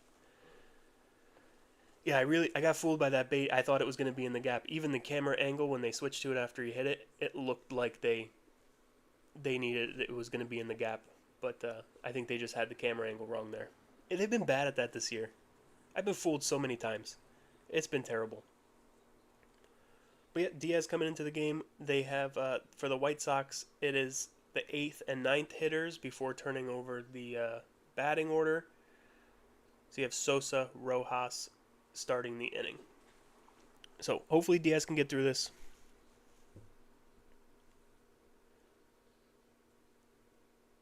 The Mets in this game have, let's see, they have 5 hits and 3 walks. So they had 8 base runners. They are 0 for 6 with runners in scoring position, and they have left 8 men on base. Not to be outdone, the White Sox are 0 for 11 with runners in scoring position and left 9 on base. So good job. You're better than the White Sox. But you still got to win the game.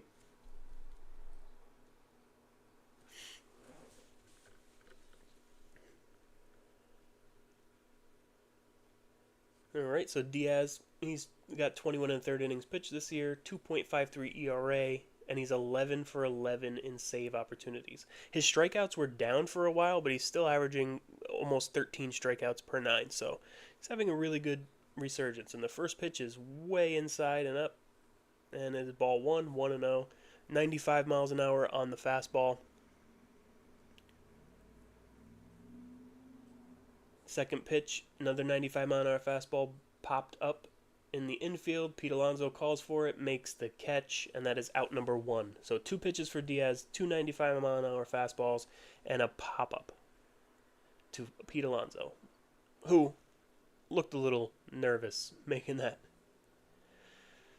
He's not been great on those pop-ups this year, as we talked about earlier.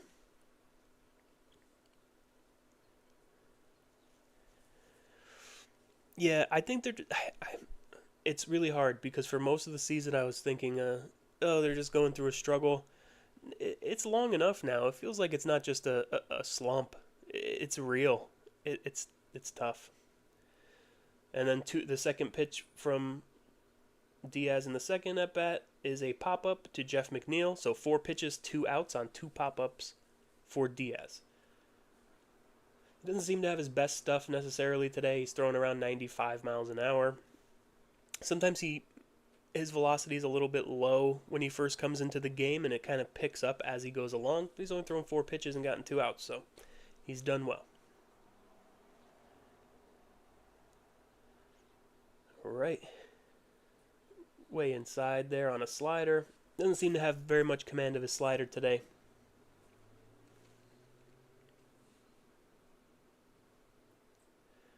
Fastball inside, ball 2, 2-0. Got that one up to 96. Just doesn't seem to have his best stuff. He doesn't seem very sharp right now. But he's got 2 outs. Third pitch inside, 3-0. Hope we don't get the bad Diaz today. And the fourth pitch, way inside, walked him on 4 pitches. I don't know if he didn't want anything to do with him. It looks like he just has no command right now. He was able to get the first 2 guys to pop up pretty easily on just 4 pitches and then issues a 4-pitch walk. Diaz seems to do that. Listen, I'm not worried about it.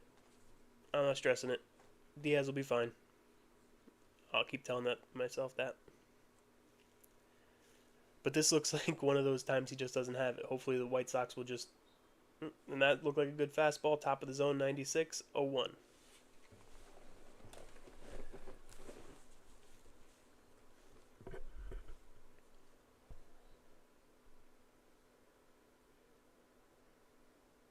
And another good fastball, 98, 0-2. So, hey, after the last... I think maybe Diaz wanted nothing to do with that last guy. He's trying to go after Tauchman here. Because he wasn't close on any of those pitches.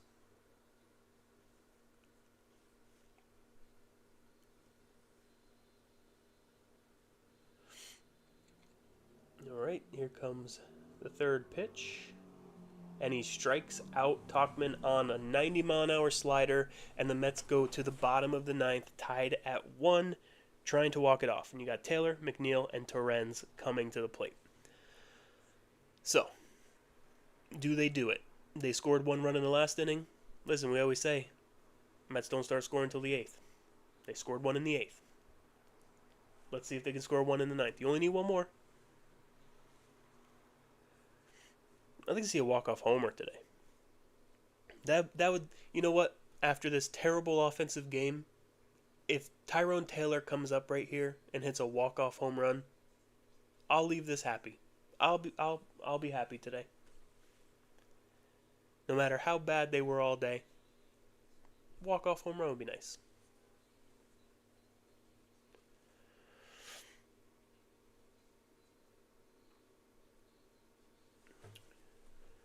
That's what I'm hoping for. Walk-off home run by Taylor. Or McNeil or Alvarez or Torrens. One of them. I mean, McNeil or Torrens or Lindor.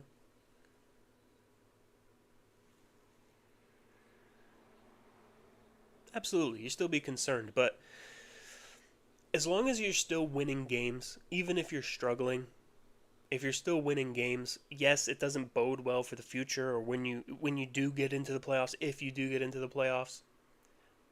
But by then, if you've gotten to that point, I feel like they will have either figured it out or they've made acquisitions or something got them there. So while they're playing bad, if you keep stacking up wins while playing badly,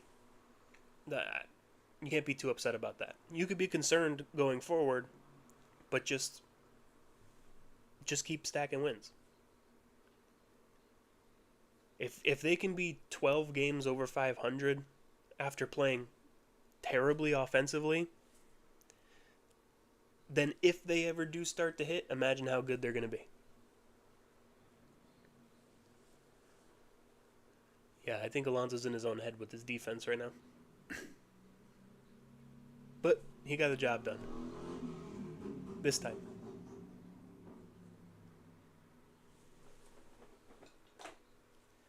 Taylor takes the first pitch outside for a ball. It is 1-0. Oh, I hear you, Buzz. We're Mets fans. We always look at the negatives. But we're going in a good direction. 2-0 on Taylor. Hey, just get on base. Get on base here. I know it's scary to think about how much better our record would be if we were just okay with runners in scoring position. And Taylor laces one down the left field, but it is foul.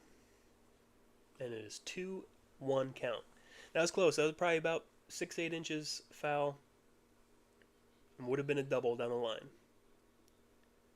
Oh yeah, that was pretty close. Taylor loves using that line. Absolutely. Wilpon years were torture because you never had any hope that it was going to get better. You just knew it was always going to be bad. With Cohen, at least you know he's not going to be okay with losing. Not that they'll win every year, but he'll always try. Swung at an outside slider there. 2-2 pitch. 2-2 now to Taylor. Bottom of the ninth. Nobody on, nobody out.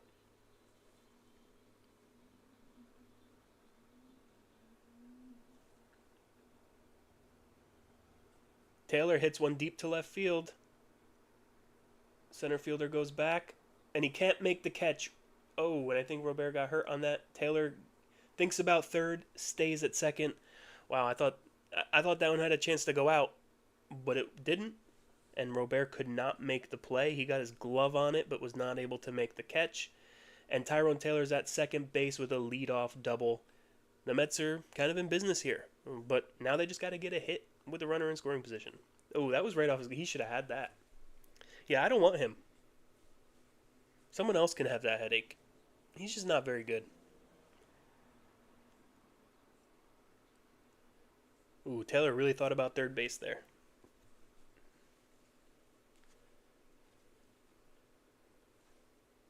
Well, you couldn't... I mean, other than a home run, you couldn't have any better thing happen to start the inning. Now they intentionally walk McNeil, and you're going to have Torrens come up. I like Torrens in this spot. He's got that nice, compact, level swing. All you need is a base hit. You don't need a home run. Base hit. It doesn't seem like Robert just doesn't care. I don't know, maybe it's because the team is so bad and he just feels like he has no hope, but he doesn't care. Torrens is bunting. Okay, well, he offers at the first pitch, and it's a strike. He misses the bunt. I don't love the bunt here. I think Torrens... I mean, I know you have Lindor coming up next, but Torrens... I love his nice level base hit swing.